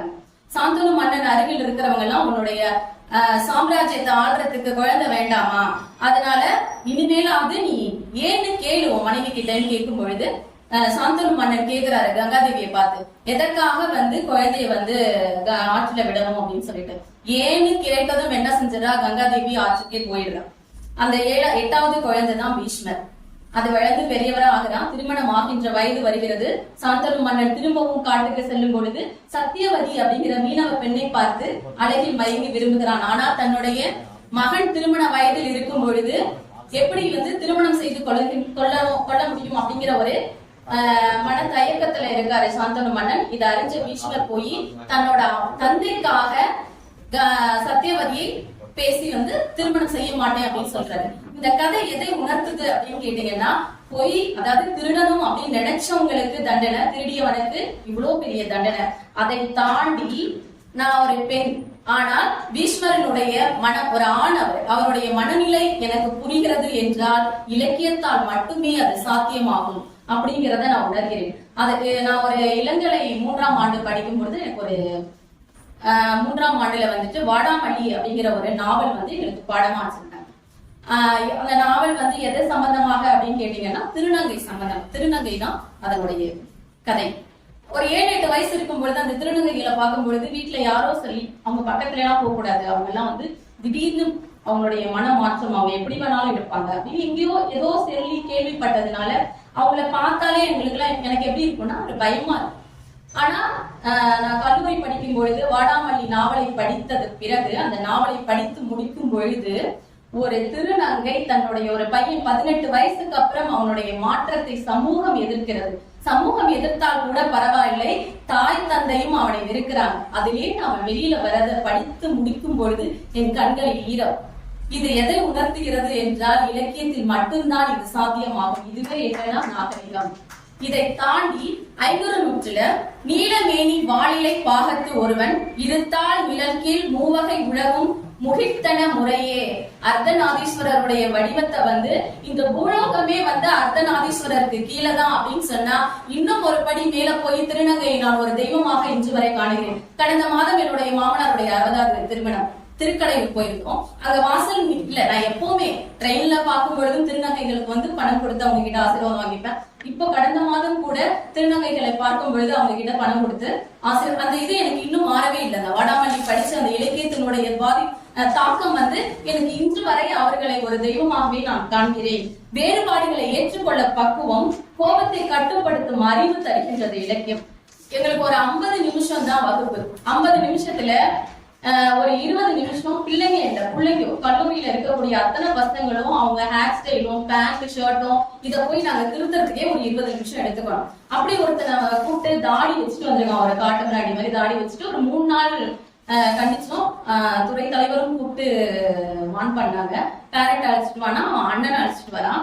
என்னடா தாடி வச்சுட்டு வந்திருக்கான் கல்லூரிக்கு அப்படின்னு கேட்கும் பொழுது அதுக்கு அவன் சொல்றான், இந்த கல்லூரியில யாருமே தாடி வைக்கலையா, ஏன் என் தம்பி வச்சுக்க கூடாது, ஓங்கி அறையலாம் தோன்றா எங்களுக்கு தோணல. தமிழ் ஆசிரியரும் பிள்ளையார் கோவில் ஐயரும் பொறுமைசாலிகள் அப்படிங்கிறது போல எங்களுக்கு தமிழ் படித்ததுனால பொறுமையா இருக்குமா இல்ல அது என்ன கதைன்னு தெரியல. அவனை சமாளிச்சு பேசி அவங்க கூட ஒரு மணி நேரம் வாதாடி அதுக்கப்புறம் அவனை திருப்பி அனுப்பினோம். அதிகாரத்தை மனித நேயத்தோடு பயன்படுத்தும் பண்பு, இவை எல்லாம் சேர்ந்ததே நாகரிகம். இந்த நாகரிகத்தை மனிதனுக்குள் ஒரு விதையாக விதைத்தது எதுன்னு கேட்டீங்கன்னா இலக்கியம். இலக்கியம் என்ன செஞ்சிடும் அப்படின்னு கேட்டீங்கன்னா, இலக்கியம் அனுபவம் இல்லாத வாழ்க்கையை அனுபவிக்க வைக்கும். அதுதான் இலக்கியம். நம்ம எல்லாரும் ஒரே வாழ்க்கையை வாழ்றோமா அப்படின்னு கேட்டா கண்டிப்பா இல்ல, இல்லைங்களா? அதை தாண்டி ஒரு விவசாயியின் வழியை, ஒரு பெண்ணின் போராட்டத்தை, ஒரு அடிமையின் அவமானத்தை, ஒரு அகதியின் பயத்தை, இதை நம்மால் உணர முடிகிறது என்றால் இலக்கியம் மட்டுமே சாத்தியம். ஒரு பெண்ணின் போராட்டம் என்றால் இளங்கோவடிகள் சிலப்பதிகாரத்துல கண்ணகியை காட்டும் பொழுது ஒரு அழகின் உருவமாக, ஒரு பதுமையாக காட்டியிருப்பார். முத்தொழில் முகமும் மாசற்ற கற்பும் ஒன்றாய் பெண் அழகின் இலக்கணமாய் கண்ணகி நின்றாள் அப்படின்னு காட்டிட்டு, கோவலன் இறந்து பட்டதும் அப்படியே கண்ணகியை வேறு உருவமாக காட்டுகிறார். பாண்டிய மன்னனின் வாயில் நிற்கும் பொழுது வாயில் காவலன் ஓடி போய் சொல்றான் கண்ணகியை பார்த்து, மகிஷாசுரன் தலை பீடத்தில் நின்றவளும் கொற்றவையும் அல்ல, 7 கன்னிகளின் இளைவை ஆகிய பிடாரியும் அல்ல, சிவனை நடனமாடம் செய்த காளியும் அல்ல, தாருகன் என்ற அரக்கனின் மார்பை பிளந்த துர்க்கையும் அல்ல. அப்படி ஒரு காட்சி கண்ணகிக்கு உருவெடுத்து கொடுத்திருக்கிறார். இந்த கற்பு நிலையை கொஞ்சம் மாற்றி கொஞ்சம் சீர்தூக்கி பார்த்து கவிஞர் வைரமுத்து ஒரு கவிதை சொல்கிறார். தொட்டு மாலையுட்டோர் தோகையரை கூடிய பின் விட்டு பிரிந்து வேறு திசை போனாலும் கண்ணீரை தினம் சிந்த கண்மூடி வாழ்வதுதான் பெண்ணிற்கு கற்பென்று பேசினால் அக்கற்பே இந்த உலகத்தில் இல்லாத ஒழியட்டும் என்கிறார் கவிஞர் வைரமுத்து. இந்த சங்க இலக்கியம் அப்படின்னு சொன்னதுமே நமக்கு என்ன நினைவுல வரும்னு கேட்டீங்கன்னா அக இலக்கியமும் புற இலக்கியமும். புற இலக்கியம்னா போர் வீரர் வாழ். அக இலக்கியம்னா தலைவனும் தலைவியும். இது மட்டும்தான் நினைவுக்கு வரும் அல்ல. சங்க இலக்கியம் மனிதன் எவ்வளவு நாகரிகமாக இருக்க முடியும் என்பதை சொன்ன இலக்கியம். பெண்களின் உணர்வு நாகரிகத்தின் முதல் அடையாளம். ஒரு சமூகத்தின் நாகரிகம் அந்த சமூகத்தில் பெண்களின் கண்ணீர் கவனிக்கப்படுகிறதா அப்படிங்கிறதுலயே தொடங்குகிறது. புறநானூறு போரை மட்டும் பேசவில்லை, போர் நடக்கும் போது வீட்டில் காத்திருக்கும் பெண்ணின் கண்ணீரையும் பாடியது. வீரமும் ஒழுக்கமும் கொள்ளும் திறன் அல்ல, எதிரியை வீழ்த்துவதல்ல, அறத்தோடு போரிடுவதுதான் போர் என்கிறது. பகைவரிடமும் கூட ஒழுக்கம் கடைபிடித்த படை வீரனை பேசும் இலக்கியம் புறநானூறு. ஒரு தாய் தன்னுடைய மகன் இறந்துபட்ட செய்தி கேட்டதும் என்ன செய்வார்? அழுது புலம்புவார் அல்ல, அவன் மார்பில் முன்னால் காயமா பின்னால் காயமா என்றார். முன்னென்று காயம் மகிழ்வோடு ஏற்றாள். இது கொடூரமாகவே இருக்கலாம், ஆனா இது ஒரு சமூகத்தின் வீர ஒழுக்கம் எப்படி நாகரிகமாக வடிவமைக்கப்பட்டது என்பதற்கான ஒரு சாட்சி. பெண்ணின் உணர்வையும் வீரனின் ஒழுக்கத்தையும் ஒரு தாயின் மனதையும் ஒரே நேரத்தில் பேசும் இலக்கியம் மனிதனை எப்படி நாகரிகப்படுத்தாமல் விடும். இலக்கியம் இல்லாத ஒரு சமூகத்தை ஒரு நிமிடம் நாம் யோசிப்போம். கதைகள் இல்லாத உலகம், கவிதைகள் இல்லாத மொழி, புத்தகங்கள் இல்லாத நூலகங்கள், அது வளர்ந்த சமூகமா? இல்லை, அது உணர்ச்சிகள் சாகும் சமூகம். இலக்கியம் இல்லாத இடத்துல அதிகாரங்கள் கொடூரமாகும், வன்முறைகள் ரொம்ப சாதாரணமாக போகும். மனிதர்கள் எல்லாம் என்னவாவார்கள் என்றால் எண்களாக எண்ணப்படுவார்கள். இன்றைய காலத்தில் இலக்கியம் எதற்காக தேவை அப்படின்னா, வேகமாக வாழ்றோம், அதிகமாக பேசுறோம், குறைவாக உணர்கிறோம். இந்த இடைவெளியை சரியாக பூர்த்தி செய்வதற்கு இலக்கியம் ரொம்ப முக்கியம். ஒரு புத்தகம் மனிதனை மெதுவாக்குகிறது, சிந்திக்க வைக்கிறது, உணர வைக்கிறது. அதனால் தான் இலக்கியம் மனிதனை நாகரிகப்படுத்துகிறது. இன்று மட்டுமல்ல, என்றுமே இலக்கியம் மனிதனை உடனடியாக மாற்றாது, ஆனால் மெதுவாக, ஆழமாக, நிரந்தரமாக மாற்றும். நாகரிகம் சட்டத்தில் இல்லை, அரசியலில் இல்லை, மனிதன் மனதில் இருக்கிறது. அந்த மனதை செம்மைப்படுத்தும் கலையே இலக்கியம். எனவே இலக்கியம் மனிதனை நாகரிகப்படுத்துகிறதா அப்படின்னு கேட்டா கண்டிப்பா மனிதனை மனிதனாக வைக்கிறது இலக்கியம். இதனையே அறிஞர் அண்ணா சொல்கிறார். புத்தகத்தை படித்து முடிப்பதற்கு அறுவை சிகிச்சையை ஒரு நாள் தள்ளி வைத்தார். சேகுவாரா, எங்கு நல்ல புத்தகங்கள் எரிக்கப்படுகின்றனவோ அங்கு விரைவில் நல்ல மனிதர்களும் எரிக்கப்படுவார்கள். நெல்சன் மண்டேலா, வேறு எந்த சுதந்திரமும் வேண்டாம், சிறையில் புத்தக வாசிப்பு மட்டும் அனுமதிக்க வேண்டும் என்றார். அண்ணல் அம்பேத்கர், எங்கு தங்க விரும்புகிறீர்கள் என்று லண்டன் தோழர்கள் கேட்ட பொழுது நூலகத்திற்கு அருகில் உள்ளது, எது நூலகத்திற்கு அருகில் உள்ளது என கேட்டவர். பகத்சிங், தான் தூக்கிலிடுவதற்கு ஒரு நிமிடம் முன்பு வரை வாசித்துக் கொண்டே இருந்தவர். இவை போன்ற நல்ல நூலகங்களை நாடுவோம், நிறைய புத்தகங்களை வாசிப்போம் என்று சொல்லி இலக்கிய ஆர்வலர்களுக்காக மாதந்தோறும் வாசகர்கள் கூட்டம் நடத்தும் இவர்கள் புத்தகங்களை பாதுகாப்பவர்கள் மட்டுமல்ல, மனித மனங்களை வளப்படுத்தும் மறைமுக ஆசிரியர்கள் இவர்களே என்று கூறி எனக்கு பேச வாய்ப்பளித்தமைக்கு நன்றி கூறி விடைபெறுகிறேன். மேடம், உங்க சார் வந்திருக்காங்களா? சார் நீங்க கொடுத்து வச்சவங்க சார். குறைச்சலா பேசுறாங்க பாருங்க, இவ்வளவு பெரிய விஷயம். என் ஒய்ஃப்ட நான் சொல்லுவேன், எப்ப நீங்க ஒண்ணு ஆன் பண்ணா ஆஃப் பண்ண தெரியல அப்படின்ட்டு. உண்மையில பயந்துட்டே பேசுனீங்களா? அது கேஷுவலா பேசுனீங்களா? எனக்கு இன்னொரு பெருமை என்ன தெரியுமா? நான் இன்னைக்கு 2 கூட்டம், ஒரு கூட்டத்தை கட் பண்ணிட்டேன். அதுக்கு ஒரே காரணம், மன்னர் சரபோஜி கல்லூரியில இருந்து வரீங்க அப்படின்னா நாங்க முன்னாள் மாணவர். அது எங்களுக்கு ரொம்ப பெருமை. எங்க ராஜமாணிக்க ஐயா உண்மையிலே மாணிக்கம் தான். மன்னர் கல்லூரியில படிச்சவங்க எல்லாமே பெரிய இடத்துக்கு போயிருக்காங்க. நான்லாம் மத்திய அரசு ஊழியர் ஆகணும்னு நினைக்க கூட இல்லை. காரணம் என்னன்னா அந்த மண். அதனால நீங்க கொஞ்சம் சீரியஸா சப்ஜெக்ட சொல்றீங்க, அதனால கொஞ்சம் காமெடியா கொடுக்கலான்ட்டு தான் 1-2 நகைச்சுவை உங்களுக்கு சொல்றேன். அது எல்லாரும் கேட்டு கை தட்டணும். கண்டிப்பா கை தட்டுற மாதிரி சொல்லணும்.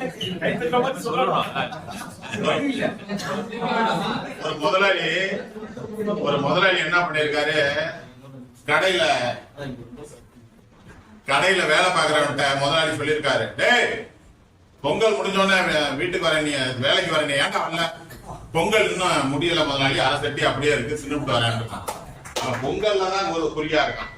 அதே மாதிரி பாத்தீங்கன்னா ஒரு ஆபரேஷன் தியேட்டர்ல ஆபரேஷன் நடந்துகிட்டே இருக்கு. திடீர்னு பேஷண்ட் மயக்கம் தெளிஞ்சிருச்சு, பதறி போறாங்க. சீஃப் டாக்டர் போன் அடிச்சு ஆபரேஷன் நடந்துட்டு இருக்கு முடிச்சுக்கிட்டாங்க.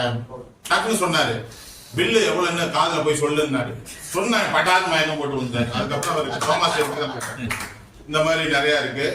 அதே மாதிரி ஒருத்தன் என்ன பண்ணிருக்கான், ஃப்ரிட்ஜ் உள்ள இல்ல மாவு கீவு எல்லாம் எடுத்து வெளில தூக்கி எறிஞ்சிட்டு அவன் புத்தகத்தை எடுத்து அடிக்கிருக்கான் ஃப்ரிட்ஜுக்குள்ளார. ஏன்டானா படிப்பு கெட்டு பெறக்கூடாதுன்னு எல்லா புக்கையும் எடுத்து அடிக்கிருக்கான். அதே மாதிரி பாத்தீங்கன்னா ஒருத்தர் சொல்லியிருக்கான், நான் என்ன நல்லது செஞ்சாலும் என் வீட்டுல போட்டு அடிக்கிறாங்க அப்படின்னு. அப்படியெல்லாம் நல்லது பண்ணிட்டே இருந்தான். சரஸ்வதி பூஜை அன்னைக்கு எல்லாரும் வீட்டை சுத்தப்படுத்தினாங்க, கழுவி சந்தனம் போட்டு வச்சாங்க. நானும் எங்க அப்பா அம்மாவோட செல்போனை எடுத்து சோப்பு போட்டு நல்லா கழுவிதான் வச்சேன், அதுக்கு போட்டு அடிக்கிறாங்க அப்படின்னா. அதே மாதிரி இன்னொரு என்னன்னா, வீட்டுக்கு விருந்தாளி வந்துட்டா சில நேரம் நாசுக்கா நடந்துக்கணும். சில பேருக்கு அந்த நாசுக்கு தெரியாது. ஒரு நாள் அப்படிதான் இட்லி கொடுத்த வாங்கி தின்னுக்கிட்டே இருக்கான். அதுக்கப்புறம் ஒரு நிலைமைக்கு மேல பார்த்தான், அந்த அம்மா வரல உள்ள இருந்து இட்லி எடுத்துட்டு. உடனே நாசுக்கா, இந்த தட்டு எங்கம்மா வாங்கினது? அந்த அம்மா அதோட நாசுக்கா, இந்த இட்லி குண்டா எங்க வாங்கினதோ அங்கதான் வந்து வெறும் இட்லி குண்டான காட்டிட்டு. அந்த மாதிரி ஒருத்தன் என்ன பண்ணிருக்கான், பஸ் ஸ்டாண்ட்ல ஒய்ஃப அடிச்சிருக்கான் ஓங்கி. அடிச்சோன்னா ஒருத்தன் வந்து கேட்டுக்கான், அறிவு இருக்கா, கட்டின பொண்டாட்டிய பஸ் ஸ்டாண்ட்ல விட்டு அடிக்கல, இப்ப வந்து கேளுங்கடா, நேற்று ராத்திரி 1 மணி நேரம் கதவை சாத்திக்கிட்டு அடிச்சாயாம். எவன் வந்து கேட்டான் இருக்கான். அவன் பிரச்சனை அவனுக்கு. அறிஞர்கள்லாம் இருக்கீங்க, ஒரே ஒரு கேள்வி கேட்கிறேன், சொல்லுங்க. தமிழ் வருட பிறப்புக்கும் ஆங்கில வருட பிறப்புக்கும் என்ன வித்தியாசம் சொல்லுங்க. தமிழ் வருட பிறப்புனா நானே சொல்லிருக்கேன், என்ன சில பேர் கொண்டாக்க சொல்லிடுறான். தமிழ் வருட பிறப்புனா குளிச்சுட்டு பெரியவங்க காலில் விடுவது. ஆங்கில வருட பிறப்புனா குடிச்சுக்கிட்டு ரோட்ல விடுவது. ஒருத்தன் காதலி சொல்லியிருக்கா, இந்த மாதிரி எங்க அப்பா திடீர்னு நேற்று அமெரிக்காவில் ஒரு மாப்பிள்ளைய பார்த்து கல்யாணம் பண்ணி முடிக்கிறதா போன்ல சொல்லிட்டாரு அப்படின்னா, இவன் வந்து சரி அப்படின்ட்டான். கொஞ்சம் கூட வருத்தமே இல்லைன்னு. இல்ல நேத்தே நைட்டே எனக்கு தெரியும், குடுகுடுப்பக்காரன் என் வீட்டுல வந்து நல்ல காலம் உனக்கு பிறக்குதுன்னா. அந்த மாதிரி அது இன்னும் ஒரே 2 ஜோக் மட்டும் சொல்லிடுறேன். இது உங்கள்கிட்ட கேட்கிறேன். அதாவது ஆம்பளைக்கு எங்கேயுமே மரியாதை இல்லை, இருந்தாலும் ஒரு ஊர்ல சுத்தமா மரியாதை கொடுக்க மாட்டான். எந்த ஊர் அது? விஜயவாடா. கடைசியா ஒரே ஒரு செய்தியை சொல்லிடுறேன். அதாவது ஒரு பிரதமர் வந்து என்ன பண்ணுவாரு, ஹிந்தி தெரியாது, இங்கிலீஷ்ல உதவியாளர் எழுதி கொடுக்கறத அப்படியே படிச்சுப்பாரு. 10 நிமிஷம் கரெக்டா எழுதி கொடுத்துருக்காரு. இவர் போய் படிச்சா 20 நிமிஷம் ஆயிடுச்சு. முடிச்சுட்டு கார்ல போகும்போது உதவியாளர் சத்தம் பண்ணாராம், 10 நிமிஷம் தானே கேட்டேன், நீ ஏன் 20 நிமிஷம் எழுதி கொடுத்தேன்னு. அவருக்கு மெதுவா சொன்னாராம், ஐயா கார்பன் காப்பியை 2வது தடவை படிச்சுட்டீங்க அப்படின்னா. அந்த மாதிரி நல்ல நகைச்சுவையை ரசித்த உங்கள் அனைவருக்கும் நன்றி சொல்லி இலக்கியம் என்றால் மனிதனின் எண்ணங்களை, உணர்வுகளை, வாழ்க்கை முறையை, சமுதாய சிந்தனையை மொழி மூலம் வெளிப்படுத்துகிறது. இலக்கியம். சரி, இது மனிதனுக்கு என்ன சொல்கிறது? மனிதனுக்கு அன்பு, கருணை, சைப்பு, தியாகம், தன்னம்பிக்கை, மனித நேயம் கட்டுத்தருது. இதுல வந்துங்க பாரதியார் ஒரு பாடல் இருக்கு, அற்புதமான பாடல். அதாவது தன்னம்பிக்கையை பத்தி பாரதி ரொம்ப அற்புதமா இருக்காரு. அப்படிங்கிற பாருங்க, அச்சமில்லை அச்சமில்லை அச்சம் என்பதில்லையே, இஜகத்தில் உள்ளவரெல்லாம் எதிர்த்து நின்ற போதிலும், இஜகத்தில் உள்ளவரெல்லாம் எதிர்த்து நின்ற போதிலும் அச்சமில்லை. அடுத்தது, துச்சமாக எண்ணி எம்மை தூறு செய்த போதிலும் அச்சமில்லை அச்சமில்லை அச்சம் என்பதில்லை. 3வது, பிச்சை வாங்கி உண்ணும் வாழ்க்கை பெற்றுவிட்ட போதிலும் அச்சமில்லை அச்சமில்லை அச்சம் என்பதில்லை. இச்சை கொண்ட பொருள் எல்லாம் இழந்துவிட்ட போதிலும் அச்சமில்லை அச்சமில்லை அச்சம் என்பதில்லை. கடைசி வரி போன வாரம் நம்ம ராஜமணி சார் பேசினாங்க, நஞ்சை வாயிலே குழந்து நண்பர் ஊட்டிவிட்ட போதிலும் அச்சமில்லை அச்சமில்லை அச்சம் என்பதில்லை. உச்சி மீது வானிடிந்த பொய்கின்ற போதிலும் அச்சமில்லை அச்சமில்லை அச்சம் என்பதில்லை. இதை விட ஒரு அருமையான பாடல் வந்து உங்களுக்கு தமிழ்ல இருக்குமோ தோல்ல. அற்புதமான பாடலுங்க. இது வந்து எல்லாரும் யூஸ் ஆகும். வாழ்க்கையில டிப்ரெஸ் ஆனவங்க, கஷ்டப்படுறவங்களுக்கு எல்லாருக்கும் இந்த பாடலை உருவாடி படிச்சா போதும், ஆட்டோமேட்டிக்கா நமக்கு இந்த துணி தைரியம் வந்துடும். இதுக்கு என்ன உதாரணம் சொல்லலாம்னு கேட்டீங்கன்னா, அமெரிக்காவில் வந்து ஆர்னல்டு ஒரு பெரிய கவர்னர், பெரிய ஒரு ஆர்டிஸ்ட், டெர்மினேட்டர் படத்தை நடிச்சிருக்கிறாரு. அவர் வந்து 5 வருஷம் கவர்னராக இருக்கிறாரு. அவர் கவர்னரா இருக்கும்போது அவருடைய பெர்ஃபார்மன்ஸை பார்த்து அந்த ஊர் மக்கள் அவர் வெண்கல சிலையில் இருக்காங்க. ஊர்ல 5 வருஷம் முடிஞ்சு போச்சு. கவர்னர் அடுத்து போட்டிருக்காரு. இதனால ஆக்சுவலா தோத்துட்டாரு. பிறகு என்னன்னு கேட்டீங்கன்னா யாரையும் மதிக்கல, ஒரு கேர் பண்ணல. சொல்றாரு, நான் ஹோட்டலுக்கு டீ குடிக்க போனேன், நல்ல கப்புல கொடுப்பாங்க, காகித கப்புல கொடுப்பாங்க. டிப்ரெஸ் ஆகிட்டாரு. டிப்ரெஸ் ஆகி வெளியே வந்து பார்த்துருக்காரு. அவருக்காக என்ன பண்ணிருக்காங்க, அந்த ஊர் மக்கள் வெண்கல சிலையில வச்சிருக்கிறாங்க. அந்த சிலையை பார்த்து மயங்கி அந்த சிலையில படுத்துட்டாரு. அதுக்கப்புறம் வந்து இந்த அந்த படிச்ச உடனே இந்த தான் ஞாபகம் வந்தது, லட்சமலை பாடல் வந்துருங்க. லேட்டஸ்ட் நியூஸ் என்ன கேட்டீங்கன்னா, இப்போ அவருக்கு என்ன ஆச்சுன்னா அந்த டிப்ரெஷன்ல அவருக்கு வந்து ஹார்ட் ப்ராப்ளம் ஆகி ஹாஸ்பிட்டல் இம்ப்ரூவ்மெண்ட் ஆகிட்டு இருக்கு. எனவே இந்த பாடல் வந்து பாரதியார் எழுதி ஒரு 50 வருஷம் முன்னாடி இருக்கும். ஆனா இன்னைக்கு டேட்ல பாத்தீங்கன்னா எல்லாருக்கும் யூஸ்ஃபுல்லா இருக்கும், உங்களுக்கு யூஸ்ஃபுல்லா இருக்கும். ரொம்ப நன்றி. அதாவது அழகம்மாள் நகர கிளை நூலக இலக்கியமூர் வந்து பல பேருக்கு நம்முடைய இலக்கிய வட்டம், அவர்களால் நம்ம இலக்கிய வட்டத்திற்கு பல நல்ல பெயர்களை எடுத்து கொடுத்திருக்கிறது. அவர்களும் அதனால் நல்ல பெயர்களை எடுத்து கொண்டு வருகிறார்கள். அதாவது இப்ப நான் வந்து வாசார் வட்ட தலைவராக இருந்தாலும் நான் மட்டும்தான் இங்க இருக்கேன். இன்னும் எங்க குடும்பத்திலிருந்து யாருமே இங்க வந்து இன்னும் பேச மாட்டேங்கிறாங்க. நீங்க மட்டும் போதும் அப்படிங்கிறாங்க. ஒரு சில பேர் 2 பேர் வர்றாங்க. ஆனா ஒரு குடும்பமே இந்த இலக்கியம் அவருக்கு இருக்குன்னா அது நம்மளுடைய மணிமொழி மேடமும் அவங்களுடைய கணவர் மாரிமுத்தும் அவங்களுடைய மகள் யாழினியும் 3 பேர் மட்டும்தான் இந்த அரங்குல ஒரு குடும்பத்தை 3 பேருமே பேசியிருக்காங்க. இப்ப கடந்த குடியரசு தின விழாவுல நம்மளுடைய மணிமொழி மேடம் அவங்க குடியரசு தினத்தை ஒருங்கிணைச்சிருக்காங்க. அதுல கலெக்டர் வந்து ஃபார்மாலிட்டிக்கு பாராட்டல, கிட்டக்க வந்து அவங்களுக்கு தன்னுடைய கையை கொடுத்து சிறப்பா இருந்துச்சுமான்னு பாராட்டியிருக்காங்க. அந்த பாராட்டு அவர்களுடன் சேர்த்து இலக்கிய அவர்களும் நன்றி தெரிவிக்கிறது. நாம் இங்கிருந்து சென்றாலும் அயல்நாட்டில் இருந்தாலும் அந்த அறையில இருந்து அழகம்மாள் நகர் இலக்கியம் அவருக்கு ஏதாச்சும் ஒரு செய்தி அனுப்பி கொண்டிருக்கிறார். ஐயா மாரிமுத்து அவர்கள் அயல்நாட்டில இருந்து வந்திருக்காங்க. அவங்க 2 நிமிடம் விளையாட்டு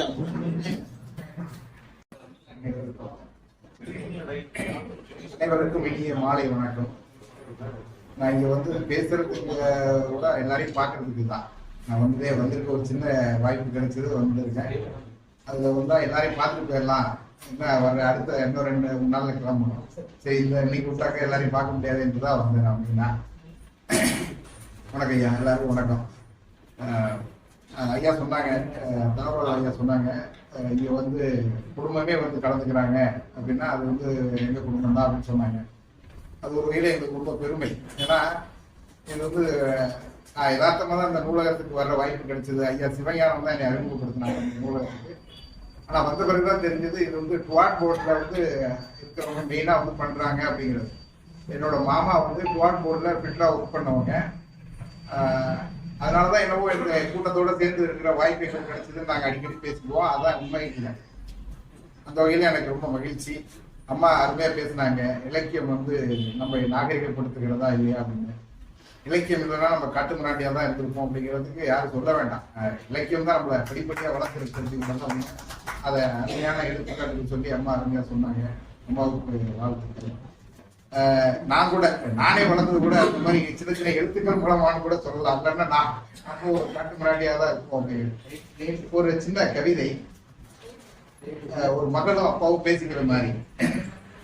அப்பா வந்து கீர்த்து போடுறாரு வீட்டுல, மகள் சின்ன குழந்தை, ஒரு 4-5 வயசு குழந்தை. அப்படி ஏப்பா கீர்த்து போடுற அப்படின்னு கேட்குது. மழை வந்தா ஒழுகுது இல்லம்மா, அதுக்கு தான். அப்ப பக்கத்து வீட்டுக்கு அப்படின்னு கேட்குது அந்த பாப்பா. அவங்க போட்டுக்குவாங்க அப்படின்னு அவர் சொல்றாரு. இப்படி தனித்தனியா கீர்த்து போடுறதுக்கு பதிலா வானத்துல கீர்த்து போடலாம் இல்லப்பா அப்படின்னு அந்த பாப்பா கேட்குது.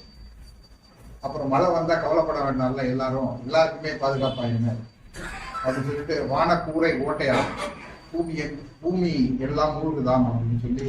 ஏன்னா அந்த சுற்றுப்புற சூழல்னால வானக்கூரை வந்து ஓட்டையாயிடுச்சு, ஓசோன் ஓட்டையாயிடுச்சு. அதனால அதை ஃபர்ஸ்ட் நம்ம அடைச்சிட்டோம்னா நம்ம இதுல இதெல்லாம் தப்பிச்சுக்கலாம் அப்படின்னு சொல்லி சொல்ற மாதிரி இந்த கவிதையை நான் வெளியிட்டேன். இந்த இனிய மாலை வேளையில உங்கள் அனைவரையும் சந்தித்ததிலே எனக்கு மற்றற்ற மகிழ்ச்சி. இந்த வாய்ப்பை வழங்கிய இந்த அழகம்மாள் நூலகத்திற்கு, கிளை நூலகத்திற்கு எனது நன்றியையும் நிர்வாகிகளுக்கும் அனைவருக்கும் எனது நன்றியை விடைபெறுகிறேன். நன்றி. கவிஞர் பாணியில சொன்னா, இன்றைக்கு அனைத்து நாற்காலிகளும் காலிகளாக இருக்கு, எல்லாம் முழுமை அடைஞ்சிருக்கு. அப்புறம் இதுமணி சார் சொன்ன ஜோக்கு அதை பேஸ் பண்ணி இன்னொரு ஜோக்கு. ஹஸ்பண்ட் ஒய்ஃப் சண்டை நைட்டு ரொம்ப நேரம் நடந்துருந்தா சார் கேளுங்களேன். முக்கியமாக இது ஆண்கள் தான் கேட்கணும், பெண்கள் இல்லை. ஹஸ்பண்ட் ஒய்ஃப் சண்டை நைட்டு ரொம்ப நேரம் நடந்துருக்கு. அது நைட் டைமா பக்கத்துக்கு வரலாம் கேட்பாங்கல்ல, அது எல்லாரும் கேட்கும். காலைல விடிஞ்சோன்னா பக்கத்துக்கு வரலாம் கேட்டுருக்கான் பல் வளர்க்குறப்ப. ஏன்னா நேற்று நைட்டு சவுண்டு வந்துச்சு, திடீர்னு அடிக்கிற மாதிரிலாம் சவுண்ட் வந்துச்சு, என்ன கேட்டாங்க. ஏன் கேட்குறேன், முதல்ல வார்த்தை சொன்னதான் வந்துச்சு. அப்புறம் திடீர்னு அடிச்சுட்டு இறங்கிட்டான். அவ என்ன அடிக்க என்ன அவ அடிக்க ஒரே ரகலை தான் போங்கன்ட்டான். புரியுதுங்களா? அவ என்ன அடிக்க என்ன அவ அடிக்க ஒரே ரகலை தான் போங்க. ஆனா இவன் தான் வாங்கிறேன், இவன் திருப்பி கொடுக்குறேன். இந்த முக்கியமான தருணத்துல எங்களுடைய காவல் ஆய்வாளர் கோவிந்தராஜ் அவர்களுக்கு வணக்கத்தை தெரிவிக்கிறேன். அவங்க தம்பி சிறந்த தொழில் போல இந்த நேரத்தில் அவங்க சந்திக்க மகிழ்ச்சி அடைகிறேன். இதை நான் வந்து இந்த வாட்ஸ்அப் குரூப்ல வந்து இந்த வாசகர் இதை பத்தி நான் நிறைய அடிக்கடி பார்ப்பேன். அதுல முக்கியமான தகவலும் நிறைய போடுவாங்க. நேற்று காலையில வந்து இந்த வரவேற்பு இந்த அழைப்புதலை பார்த்தேன்.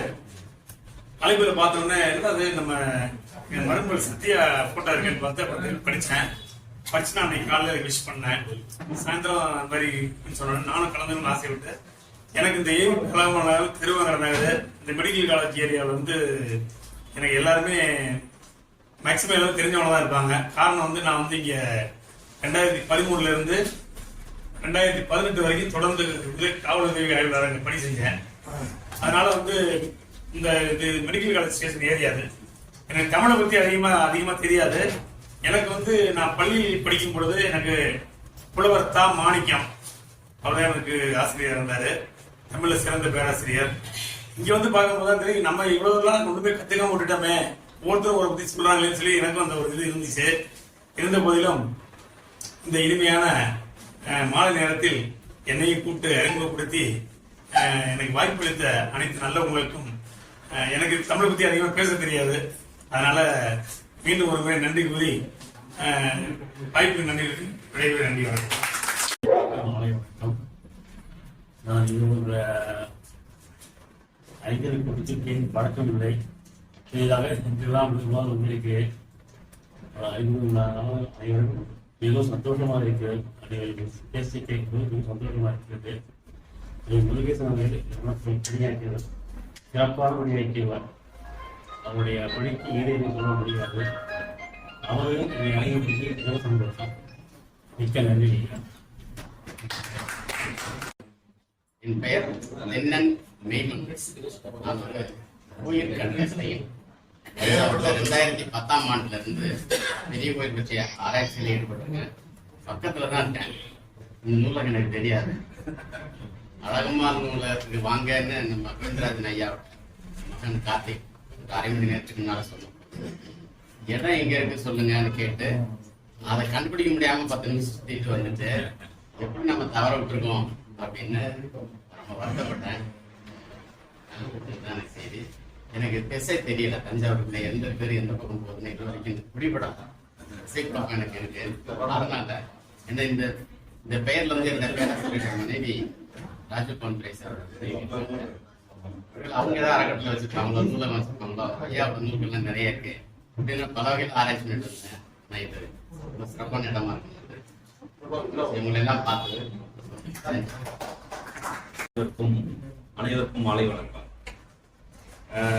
எனக்கும் ஏவிபி அழகம்பாளருக்கும் ஒரு ஆரம்ப கட்ட தொடர்புகள் இருக்கு. என்னன்னு கேட்டீங்கன்னா, பிஎஸ்டி மோட்டார்ஸ் லிமிடெட், ஏவிபி அழகம்பாளர், தஞ்சாவூர். இதுலதான் என்னோட முதல் விசிட்டிங் கார்டே ஆரம்பிச்சிச்சு. இப்போ ஸ்டேட் மெடிக்கல் இருக்கு இல்லைங்களா, இப்ப இருக்கு இல்லைங்களா, அது என்னோட ஆபீஸ், பழைய ஆபீஸ். அந்த டாடா ஏஸ்னு குட்டியானு சொல்லுவோம் இல்லையா, அந்த நிறுவனத்தோட ஆபீஸ் ஞாபகம் நினைக்கிறேன். அதுல நான் வந்து சேல்ஸ் எக்ஸிக்யூட்டிவா ஜாயின் பண்ணி அதுல இருந்து டீம் லீடர், சேல்ஸ் மேனேஜர் வரைக்கும் போய் நிறைய அப்புறம் பிசினஸ் பண்ணிட்டேன். அதனால என்னோட முதல் விசிட்டிங் கார்டு ஏவிபி அழகம்பாளர். இங்க உள்ளவங்க எல்லாமே வந்து ரொம்ப தமிழ்ல தீராத காதல் உள்ளவங்க. எல்லாருமே வந்து நல்ல ஒரு தமிழ்ல தேர்ந்தவங்க. எனக்கு தமிழ் எங்க சித்தப்பா சொன்ன மாதிரி தான், எனக்கு தமிழ் பேச தெரியாது, நான் தமிழ காதலிச்சிட்டேன்.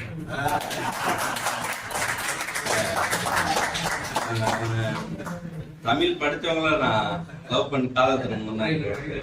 அதனால காதல் திருமணம் கல்யாணம் பண்ணிட்டோம். அதனால நான் தமிழே காதலிச்சேன். அதனால இலக்கிய காதலையும் எடுத்துக்கலாம், இலக்கண காதலையும் எடுத்துக்கலாம். இன்னொன்னு சரபோஜி காலேஜ்ல படிச்சவங்க ஐயா ஒருத்தவங்க சொன்னாங்க, அவங்க வந்து நானும் சரபோஜி காலேஜ் தான், பிஏ பொறியியல் துறையில நான் முடிச்சு.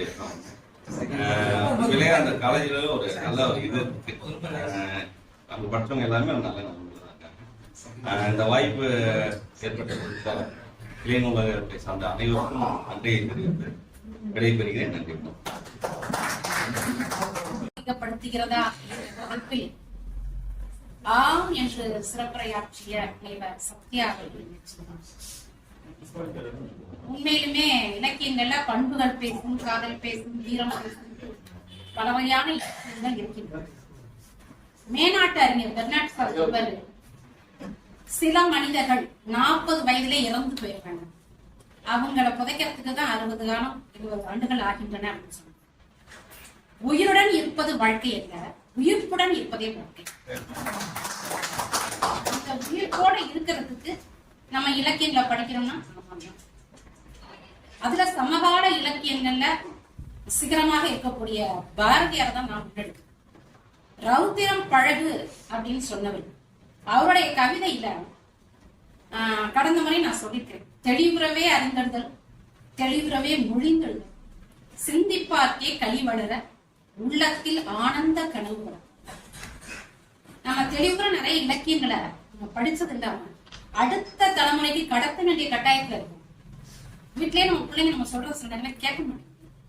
அந்த இலக்கியங்களை இப்பவும் நம்ம படிச்சு இதெல்லாம் இருக்குன்னு முன்னெடுக்கிறதுக்கு இருக்கக்கூடிய பெரியவர்களை எல்லாம் நான் ரசிக்கிறேன். இன்னமும் அடுத்த தலைமுறைக்கு கடத்துவதற்கான வாய்ப்புகளை நம்ம அதிகமா உருவாக்கி அந்த இலக்கியங்களை மனிதனை நாகரிகப்படுத்துறதுக்கு நம்ம சிறப்பான வாய்ப்புகளை உருவாக்கி நடந்து போவோம் அப்படின்றத சொல்லி எல்லாருக்குமே வாழ்த்து சொல்றேன். அனைவருக்கும் வணக்கம். சார் சொன்ன மாதிரி அந்த ஒரு வாய்ப்பு கிடைச்சது, மேம் கூப்பிட்டு தேச தின நிகழ்ச்சி தொகுப்பு கொடுக்க முடியுங்க அப்படிங்கும் போது அது பெரிய வாய்ப்பா எடுத்துக்கிட்டேன். அதுக்கு முதன்மையான காரணமா நான் இந்த இடத்த நான் சொல்றேன். எனக்கு இந்த இடம் வந்து நிறைய ஒரு நீண்ட இடைவெளிக்கு பிறகு இந்த இடம் வந்து எனக்கு ஒரு ஊக்கம் கொடுத்த ஒரு இடமா இருக்கு. சார் சொன்னது போலவே நிகழ்ச்சி நடந்துட்டு இருக்கும் போதே கூப்பிட்டு சொன்னாங்க, நல்லபடியா போயிட்டு இருக்கு, நல்லா கொண்டு போறீங்க அப்படின்னு சொன்னாங்க. இது மற்ற மகிழ்ச்சி. அது இங்க இருக்க எல்லாருக்குமே நான் அந்த மகிழ்ச்சி நான் சமர்ப்பிச்சுக்கிறேன். இலக்கியம் வந்து மனிதனை நாகரிகப்படுத்துகிறதா அப்படின்னு சொன்னாங்க. நான் எப்பயும் போலதான், நான் 2ஆ தான் பிரிப்பேன். அது எது அப்படிங்கறத ரொம்ப முக்கியம். இன்னார்தான் படிக்கணும், இன்னார்தான் படிக்க கூடாதுன்னு சொன்ன இலக்கியங்களா, இல்ல வேற்றுமை தெரிந்த நாட்பால் உள்ளும் கீழ்பால் ஒருவன் கற்பின் மேற்பால் ஒருவனும் அவன் கண் படுமேன் அப்படின்னு சொன்ன இலக்கியமா அப்படிங்கிற தெளிவும் நமக்கு இருக்கணும். எதை நம்ம தேர்ந்தெடுத்துக்கிறோம் அப்படிங்கிற தெளிவு, எந்த இலக்கியத்தை எந்த வகையை எது நம்மை வழி நடத்துகிறது அப்படிங்கிறதுல நம்ம எதை தேர்ந்தெடுப்பதில் மிக கவனமாக இருக்க வேண்டும் அப்படிங்கறத மட்டும் இந்த இடத்துல நான் சொல்லிட்டு இந்த வாய்ப்புக்கு நன்றி கூறுகிறேன். அனைவருக்கும் வணக்கம். பலமுறை நிகழ்வுகள் கலந்து கொண்டுள்ளேன். ஆனால் எப்பொழுதும் நான் படித்த தகவல்களையோ இல்லை நான் ஆய்வு செய்து கொண்டிருக்கின்ற ஆய்வு களத்தை பற்றிய பரிந்துரை மற்றும் அவற்றை பற்றிய விளக்கங்களை நான் இங்கு கூறிக்கொண்டு வந்தேன். இன்று ஏனோ தெரியவில்லை, காலை 10 மணி அளவில் கவிதை என்ற வரிகள் என்னுள் விதைத்தது. உங்கள் முன் இதை கூறுவதை நான் மகிழ்ச்சி அடைகிறேன். முதல் கவிதை, ஏன் மதம் என்று பேசுகிறார்கள் என்று தெரியவில்லை, எம்மதத்திலும் வேண்டுதல்கள் தான் முன்வைக்கப்படுகின்றன. இரண்டாவது கேள்வி விடை அதை அளிக்கிற மாதிரி, நான் யார் என்றது ஜாதி, என்னை நினைத்தால் நீ இல்லை என்றது ஒழுக்கம்.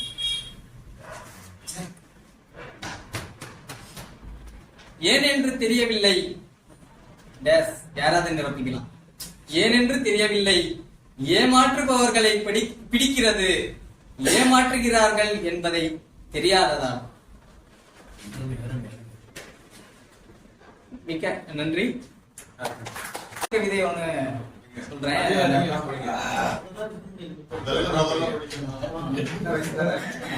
எல்லாரும் வயசானவங்க. கல்லான என் மனதில் காதல் என விதை விதைத்து காணாமல் போனால் காடல் நீராய். அன்பிற்கினிய தலைமைக்கும் அருமை நண்பர்களுக்கு அன்பான வணக்கம். நான் ஏற்கனவே சொன்ன மாதிரி திரும்பவும் சொல்றேன். ஒருங்கிணைப்பாளர் வந்து கட்டி கொடுத்திருக்காரு. அதை முயல் பண்ணா அப்ப அதோட இல்ல, நம்ம சகோதரர் வந்து 8 மணிக்கு முடிக்கணும்னு இருக்காரு. 8 மணிக்கு முடிக்கணும்னு சொல்லியிருக்காரு. பட் இருந்தாலும் நான் சொல்ல சார் முடிக்கணும். இன்றைய அமர்வுல வந்து தலைமையினுடைய குரல் வந்து கணீர்னு அற்புதமான ஒரு குரல். அவங்க பேச்சு மகாபாரதம் பிடிக்கும், அதுலயும் பீஷ்மரை ரொம்ப பிடிக்கும்னு ஆரம்பிச்சு அற்புதமா தன்னுடைய பேச்சை முடிச்சிருக்காங்க. அவங்களுக்கு வந்து இந்த நல்ல நேரத்திலே வந்து அதுக்கு நெஞ்சார்ந்த நன்றியை தெரிவித்துக் கொள்கிறேன். அடுத்து நான் இன்னைக்கு பேசின ரொம்ப நாள் வந்து மனசுல போட்டு கூட்டி வைக்க முடியாது. சென்ற அமர்வுல வந்து எனக்கு ஏன்னா நேரம் கட்டுப்படுத்தப்பட்டதால் எனக்கு பேச வாய்ப்பு கிடைக்கவில்லை. அதை பொழுது 2 வரி சொன்னாதான் மனசு ஒரு ஆறுதல் அடையும், சாந்தமடைய. அதாவது தலைமை சகோதரர் தலைப்பு குரல் அதிகாரம். பொங்கலுக்கு பிறகு நடக்கிறது அமர்வது. பொங்கல் அன்னைக்கு காலையில ஒரு நாளிலிருந்து ஒரு குரல் படிச்சேன். குரலை படிச்சேன். அது எத்தனாவது குரலுங்கிறது இருந்தது. அது குரலும் கொடுத்திருந்தாங்க. எனக்கு ஒரு சின்ன ஆசை, அடுத்த நாள் மாட்டு பொங்கல், அதுக்கு அடுத்த நாள் உழவர் திருநாள், 2 தொடர்புடைய குரல். சரி, கூட சேர்ந்த 4 மணந்தருமை அப்படின்னு சொல்லிட்டு ஒரு குரலை பேசணும் அப்படின்னு நான் நினைச்சேன். கொடுக்கிறேன்னு சொல்ல முடியாது, நேரம் இல்ல, அதுதான் உண்மை. நேரம் இருந்திருந்தா வாய்ப்பு கொடுக்காம நமக்கெல்லாம். ஏன்னா அதே நேரத்தில் திரும்பி பார்க்கிற போது பல பேருடைய முகம் வந்து எனக்கு மனசு கஷ்டப்படுத்திச்சு. பல பேருக்கு வாய்ப்பே கிடைக்கல. 6-7 பேரும் என்ன தான் பேசினாங்க, மொத்தத்திலேயே வாய்ப்பே கிடைக்கல. அதனால வந்து யாரையும் குறை சொல்ல முடியாது. இன்னைக்கு எனக்கு வாய்ப்பு கிடைக்கல, அவ்வளவுதான். இன்னைக்கு ஏதோ கொடுத்துட்டீங்க, நானும் ஏதோ எனக்கு மனசுல பட்டது நான் சொல்லிதான் ஆகணும். குரல் என்னன்னா, தொடிப்புழுதி காசா உனக்கேன் பிடித்தருவும் வேண்டாது சாலம். இதுதான் வந்து குரல்.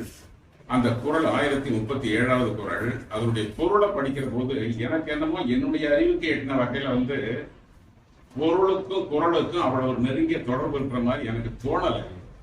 இருந்தாலும் என்னுடைய சந்தேகத்தை நான் நிவர்த்தி பண்ணிதான் ஆகணும். அடுத்த திருக்குறள் எடுத்தேன். குரலை பார்த்தா சரியாதான் இருந்தது, குரலை பார்த்தாலும் சரியாதான் இருந்தது.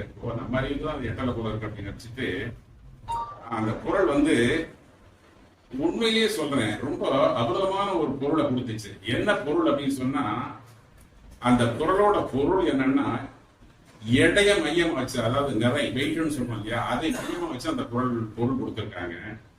சிம்பிளா சொல்லிடுறேன்னு உங்களுக்கு ஈஸியா புரியுற மாதிரி. ஒரு விவசாயி வந்து 1 கிலோ மண்ணுன்னு வச்சுங்களேன். 1 கிலோ மண்ணை வந்து உழுது ட்ரை பண்ணி 1/4 கிலோ மண்ணை அதை குறைச்சாச்சுன்னா உரமே போடாம நல்லா விளையுன்றார் திருவள்ளுவர். அதுதான் இந்த குரல்ல உள்ள மிக அற்புதமான ஒரு கருத்து. நிறைய தமிழ் ஆர்வலர்கள் இருக்கீங்க, நிறைய பள்ளியில ஆசிரியரா இருக்கீங்க, கல்லூரியில் ஆசிரியரா இருக்கீங்க. நிச்சயமா உங்களுக்கு பொருள் தெரிஞ்சிருக்கும். இருந்தாலும் எனக்கு என்னுடைய மனசுக்கு வந்து பொருளுக்கும் சம்மதம் இல்லைன்னு நான் நினைச்சேன். ஆனா அந்த பொருளை பார்க்கிற போது உண்மையிலேயே மனசுக்கு ரொம்ப மகிழ்ச்சியா இருக்கு. எதுவே போடாம ஒரு கைப்பிடி மண்ணா 1/4 பிடி மண்ணா காய வச்சு ஒரு விவசாயி பயிர் பண்ணான்னா மிகச்சிறப்பா விளையும். இதுதான் அந்த குரலோட மைய கருத்து. சரி, இப்ப அடுத்து ஒரு நிமிஷம் 2 நிமிஷம் எடுக்கலாம் ஐயா. சரி, ரைட். ஒரு நிமிஷம் தான். சாலமன் பாப்பா சாரி என்னது பட்டிமன்ற பேச்சாளர், பட்டிமன்ற நடுவர் சுகி சிவம். அவரை தெரியாத ஆளுங்களே இருக்க முடியாது. ஆன்மீக சிறப்பான பேச்சாளர், பட்டிமன்ற பேச்சாளர் பழைய காலத்துல. இப்ப பட்டிமன்ற நடுவர். பல பட்டிமன்றங்களுக்கு அவர் தான் நடுவர். அவர் வந்து 2 அணிகளுடைய பேச்சை கேட்டுட்டு தீர்ப்பு சொல்லணும். அப்படி தீர்ப்பு சொல்ற போது ஒரு கதையை சொல்லி நான் என்னுடைய தீர்ப்பை சொல்றேன்னு சொல்றாரு. கதை என்னன்னா 2 வரி தான், 2-3 வரி தான். ஒரு அரசன் ஒரு அரசனோட போர் பண்றான். இந்த அரசன் தோத்து போயிடுறான், அவன் ஜெயிச்சுட்டான். ஜெயிச்ச அரசன் சொல்றான் தோத்தவன்கிட்ட, உனக்கு இன்னொரு வாய்ப்பு தரேன். அந்த வாய்ப்பை முறையா நீ பயன்படுத்திக்கிட்டேன்னா ஒன்னு நான் கொல்ல மாட்டேன், சிறையிலையும் போட மாட்டேன், ஒன்னு நான் விடுவிச்சிடுறேன். என்ன சொல்லுங்க? அவன் சொல்றான், எனக்கு நான் ஒருத்திய காதலிக்கிறேன். அவன் என்ன சொல்றான்னா, என்னுடைய கேள்விக்கு நீ சரியா பதில் சொல்லிட்டேன்னா நான் உன்னை கல்யாணம் பண்ணிக்கிறேன், இல்லைன்னா உன்னை கல்யாணம் பண்ணிக்க மாட்டேன்னு சொல்றான். அந்த கேள்வி இதுதான் கேள்வி.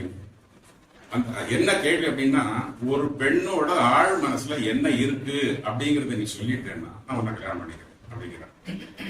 இவனை என்னென்னோ பண்ணி பார்க்கறான், விடை தெரியல. இந்த நிலையில இந்த இதுக்கு நீ விட சொல்லிட்டேன்னா உன்னை நான் விடுவிச்சிடுறேன் அப்படின்றான். இவன் என்ன பண்றான், இவன் முட்டி ஏன்னா விடுதலை ஆகி வெளியில போகணும் இல்லையா, போராடுறான், கிடைக்கல. ஒரு சூனியக்கார கேள்விகிட்ட போறான். பாட்டி, எனக்கு இந்த கேள்விக்கு ஒரு பெண்ணின் ஆழ் என்ன இருக்குன்னு நீ விடை சொல்லிட்டேன்னா நான் விடுதலை ஆயிடுவேன், நான் வெளியில போயிடுவேன் அப்படின்றான். இதுக்கு எனக்கு விடை தெரியும், நான் சொல்றதுனால எனக்கு என்ன லாபம், நான் கேட்கறது நீ கொடுப்பியா அப்படின்னு கேட்கிறா. நீ என்ன கேட்டாலும் தர்றான் அப்படின்றான். இந்த கருத்தை மட்டும் யாருக்கும் எப்போதுமே சொல்லிடாதீங்க. நீ என்ன கேட்டாலும் தர்றேன் அப்படிங்கிற கருத்தை மட்டும் யாருக்கும் தயவு பண்ணி சொல்லிடாதீங்க. இன்சிஸ்ட் பண்றாங்க, சிவா இன்சிஸ்ட் பண்ற கருத்து சொல்லிட்டான். விட சொல்றான், சூரியக்கார கேள்வி விட சொல்றா. என்ன சொல்றா, ஒரு பெண்ணின் ஆழ் மனசுல தான் விரும்புற முடிவை தானே எடுக்கணும்னு விரும்புறா. இதுதான் விடை. ஏன்னா ஒரு பெண்ணு என்ன படிக்கணும் அப்படிங்கறத படிக்காத அண்ணன் முடிவு பண்றான். ஒரு பொண்ணுக்கு எங்க கல்யாணம் பண்ணான்றது யாரும் முடிவு பண்றாங்க. இது போல பெண் சம்பந்தப்பட்ட எல்லா முடிவுகளையும் மற்றவங்க தான் எடுக்கிறாங்க. அது தவறு. ஆகையினால இந்த முடிவுகள்ல இந்த ஆழ் மனசுல என்ன இருக்குங்கிறத நீங்க சொல்லிட்டீங்கன்னா அதை உனக்கு விடுதலை பண்ணிடுறோம் அப்படின்னு சொல்லிட்டா விடுதலையும் பண்ணி இதை போய் அங்க சொல்றான். அவன் காதலிட்ட சொல்றான், காதலி மாலை போட்டதா கழுத்து அந்த அரசனை கல்யாணம் பண்ணிடுறான், அவன் விடுதலை ஆயிடுறான். இவன் சூரியக்கார கிட்ட போய் தேங்க்ஸ் சொல்ல போறான். இந்த பாட்டி, நீ சொன்ன கருத்து சரியான கருத்து, என்ன விடுதலை பண்ணிட்டாரு, அதெல்லாம் இந்த வேலையெல்லாம் வேண்டாம். என்கிட்ட நீ என்ன சொன்ன, என்ன கல்யாணம் பண்ணிக்கிறேன்னு சொல்லியிருக்க, சத்தியமான வாக்கு இல்ல. ஒரு அரசனை இருந்தவன் இல்லையா, மாற்ற மீற முடியாது இல்ல. ஆமா சொல்லியிருக்கேன். என்ன எப்ப கல்யாணம் பண்ணிக்க போறேன், நாளைக்கு காலையில 9 மணிக்கு மாலையோட போறான். போனா சூரியக்கார கிழவி 18 வயசு பருவ மந்தியா அங்க உட்கார்ந்துருக்கான். இவன் போய் அவள்கிட்ட சொல்றான், இங்க ஒரு பாட்டி இருந்தாங்களே, ஒரு கிழவி இருந்தாங்களே, இந்த கிழவி எங்கன்னு கேட்கறான். நான் தான் அந்த கிழவி, நான் தான் சூரியக்காரி இல்லை, எப்படி வேணாலும் வேஷம் போடுவேன், நான் இப்படியும் இருப்பேன் அப்படியும் இருப்பேன். இப்ப நான் உனக்கு ஒரு டெஸ்ட் வைக்கிறேன் அப்படின்றான். என்ன டெஸ்ட்னு கேட்கிறான். நான் வெளியில போற போது கிழவியா இருந்து உன் உயிரை வாங்கணுமா, வீட்டுல தனியா இருக்கிற போது 18 வயசு பெண்ணா இருந்து உன்னை சந்தோஷப்படுத்திக்கலாம், அல்லது வீட்டுல இருக்கிற போது நான் பொம்மரியா இருந்து 18 வயசு பொண்ணா இருந்து வெளியில போற போது உன் உயிரை வாங்கணும், இதுல எந்த முடிவு எடுக்க நான் எடுக்கிறதுன்னு சொல்றேன்னு கேட்கிறான். இது உன் முடிவு, நீயே எடுத்துக்க அப்படின்றான். நீயே எடுத்துக்க அப்படின்றான். உடனே என்ன முடிவு எடுக்கிறான் தெரியுங்களா, எப்ப எனக்கு நீ இந்த அதிகாரத்தை கொடுத்தியோ நான் ஆயுள் முழுக்க நான் 18 வயசு பெண்ணாவே உங்ககிட்ட இருப்பேன் அப்படிங்கிற முடிவை எடுத்துறான். ஒண்ணு. இந்த கருத்து என்ன சொல்ல வருது, இது பல ஆண்களுக்கு தெரியறதே கிடையாது. ஏன்னா எல்லாமே தன்னுடைய கட்டுப்பாடு இருக்கு, நாம தான் முடிவு எடுக்கணும், நம்ம தான் பண்ணணும் போகணும் அப்படிங்கிற ஒரு மாதிரி நம்மளே நினைக்கிறோம். இது தவறு. ஒவ்வொரு கருத்தையும் மனைவியோட ஒத்து அனுசரிச்சு அரவணைச்சு போய் அவங்க கருத்தையும் கேட்டு செயல்பட்டோம்னா குடும்பம் நல்லா இருக்கும் அப்படிங்கிறது என்னுடைய தனிப்பட்ட கருத்து. நன்றி, வணக்கம். நம்மளே சட்டம் போட்டு நம்மளே ரொம்ப நன்றி ஐயா, எனக்கு வாய்ப்பு கொடுத்ததற்கு. நான் ஒரு ரொம்ப சுயநலத்தோட இந்த இடத்துல ஒரு கருத்து சொல்ல ஆசைப்படுகிறேன். அரசு இலக்கிய முற்றம் என்ற ஒரு அமைப்பு இருக்குது. அது திங்களுக்கு ஒரு முறை ஒரு இலக்கிய நிகழ்வை நடத்தும். இப்பொழுது இந்த வர சனிக்கிழமை மாலை 6:30 பெசன்ட் அரங்குல வாமனத்தீவு என்று சிங்கப்பூர் வரலாற்று எழுதப்பட்ட ஒரு நூல், ஆண்டியப்பன் என்று புகழ்பெற்ற தமிழ் எழுத்தாளர் கழக தலைவர் அவர் எழுதினாரு. அந்த புத்தகத்தை அறிமுகம் செய்கிறோம், வெளியிடவில்லை, அறிமுகம் செய்கிறோம். அதனால அழகமான நகர் நம்ம எல்லாரும் இப்போ சமத்தி விட்டு ஜனங்க மாதிரி ஒருத்தரோட ஒருத்தர் ஒற்றுமையா இருக்கிறதுனால நீங்கள் எல்லாரும் வந்து அந்த நிகழ்ச்சியை சிறப்பு செய்ய வேண்டும் என்று உங்களை அன்போடு கேட்டுக்கொள்கிறேன். நேரம் கடந்து விட்டதால் வேறு சொல்வதற்குள்ள இந்த நிகழ்ச்சி ஒவ்வொன்றும் ஒரு முத்தாய்ப்பாக இருந்தது. ஐயா காவல்துறை ஐயாட்ட நான் சொன்னேன், நீங்க உங்க அனுபவத்தை சொல்லியிருந்தாலே நாங்க நிறைய கேட்டு போமே. அவங்க நினைக்கிறாங்க இலக்கிய உலகத்தை தான் நம்ம பேசணும் போல நினைக்கிறாங்க. இல்ல, இது அப்படி அல்ல. அவரவர்களுடைய அனுபவம் கூட இதுல நல்ல இலக்கியமாக இருக்கு என்பதனால அடுத்த முறை நீங்க வாய்ப்பு கிடைக்கும் நீங்க அதெல்லாம் பேச வேண்டும் என்று அன்போடு கேட்டு நன்றி சொல்லி விடைபெறுகிறேன். தெரியாதவங்களுக்கு தெரியணும். துடிப்புழுதி கப்சா உனக்கின் அப்படின்னு இருக்கும். கப்ஸ் அப்படிங்கிறது கால் அப்படிங்கிறது அளவு. சரி, இது கல்வெட்டுல வந்து கைசுன்னு இருக்கு. முக்கால முங்கைசுன்னு பெரிய கோயில் எழுதியிருக்காங்க. இது ஒரு கூடுதல் செய்தியான. நன்றி. எல்லோருக்கும் மாலை வணக்கம். ஆசார் வட்டம் 83வது ஆசார் வட்டம் இத்தனை ஆளுமைகள் வந்திருப்பது எங்களுக்கு மிக சிறப்பு.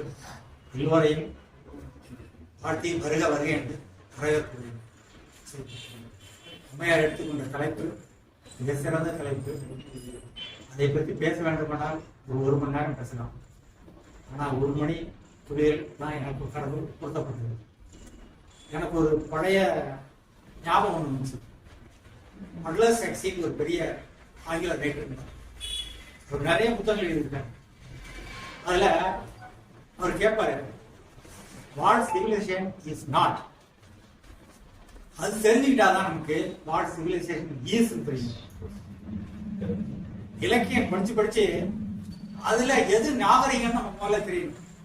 எது நாகரிகம், எது அநாகரிகம். இது படிச்சா எது நாகரிகமா இருக்கலாம், இது படிச்சா எது அநாகரிகமா இருக்கலாம். அது ரெண்டுக்குள்ள வித்தியாசம் தெரியணும்னா நம்ம நிறைய படிக்கணும். அது இலக்கியம் படிச்சவனுக்கு, இலக்கியம்னா படிப்பு, படிச்சவன். சில பேர் படிச்சு ரொம்ப படிச்சிருப்பான், ஆனா வலுவலும் இருப்பான். அது நாகரிகமாவும் தெரியாது. அது மாதிரி படிப்பு நம்மளை உயர்த்துக்கிறது, நாகரிகப்படுத்துகிறது. அது வந்து நாகரிகம் படுத்துகிறதா என்று அவங்க தலைப்பு கொடுத்துருக்காங்க. அது ஒரு $1 million கொஸ்டின். படுத்துகிறதுன்னு சொன்னா ஆல்ரைட், ஆனா படுத்துகிறதான்னு கேட்கும் போது எனக்கு ஒரு டவுட். அது வந்து நம்ம இட்ஸ் டிபேட்டிங் பாயிண்ட். படுத்துகிறதா என்னன்னு அது ஒரு நாளைக்கு வச்சுக்கலாம். ஏன்னா சில பேர் நாகரிகம் படுத்துகிறேன்னு இருப்பாங்க, படுத்துக்கிறேன்னு சில பேர் சொல்லுவாங்க. ஏன்னா படித்தவர் ரொம்ப பேர் நாகரிகம் இல்லாமல் இருக்காங்க. நம்ம பார்க்குறோம், நிறைய நம்ம சுற்றி உள்ளவங்க நிறைய பேர் பார்க்கணும். ஸோ அந்த டாபிக் விட்டுருங்க. வல்லம் தாஜ்வாலையா ஒரு கருத்து சொன்னாங்க, அதில் நான் கொஞ்சம் வேறுபடுறாங்க. கிளியோபாட்ராவை பக்கத்தில் பார்த்தா போர் அடிக்கும். அது வந்து ஷேக்ஸ்பியரை கொஞ்சம் கொஞ்சம் கொஞ்சம் படிச்சவங்க கொஞ்சம். அது வந்து ஷேக்ஸ்பியர் வந்து கிளியோபாட்ரா சொல்லும்போது ரொம்ப அழகா சொல்லுவாரு. Age cannot wither her, not custom fails her infinite variety. Cleopatra வந்து எந்த கோணத்தில் பார்த்தாலும் அழகானது. ஏஜ் cannot wither her, வயசு ஆக ஆக அவ அழகானது. not custom fails her infinite variety. but infinite varieties-னா அவளுடைய ஒவ்வொரு மாற்றங்களும் அழகுகளும் மாறவே மாறாது. அவள்கிட்ட அடிபணியாத யாருமே கிடையாது. ஆண்டனி வந்து ஆக்டேவியோ கல்யாணத்துக்கு அப்புறமும் கிளியோபாட்ரா தான் கூப்பிடுமா. ஏன்னா கிளியோபாட்ரா பார்க்குற எல்லாரும் ஃபிளாட். அதுமாரி ஒரு வசீகரம் உங்களுக்கு ஐயாவுக்கு தெரியும் நினைக்கிறேன். இல்ல கிளியோபாட்ராவை கூடங்கிற போது அவங்கள முயற்சி தான் சொல்றேன். அவளை பார்த்தா பயங்காலமே கிடையாது. நன்றி சார். ஆனா ஒன்று சார், என்ன பேசணும்னு வந்தேன். ஆனால் இந்த வேற விதத்துல என்ன ராஜாவே ஆகிட்டேன்.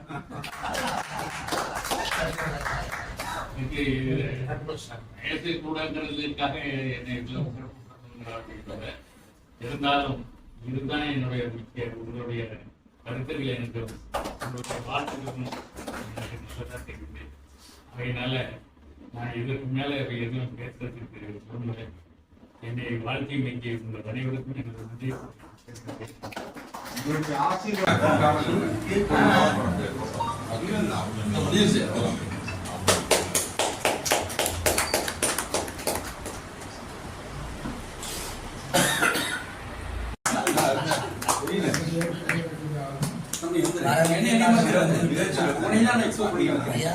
வர வேண்டிய காலத்தில் வந்து உறுப்பினர்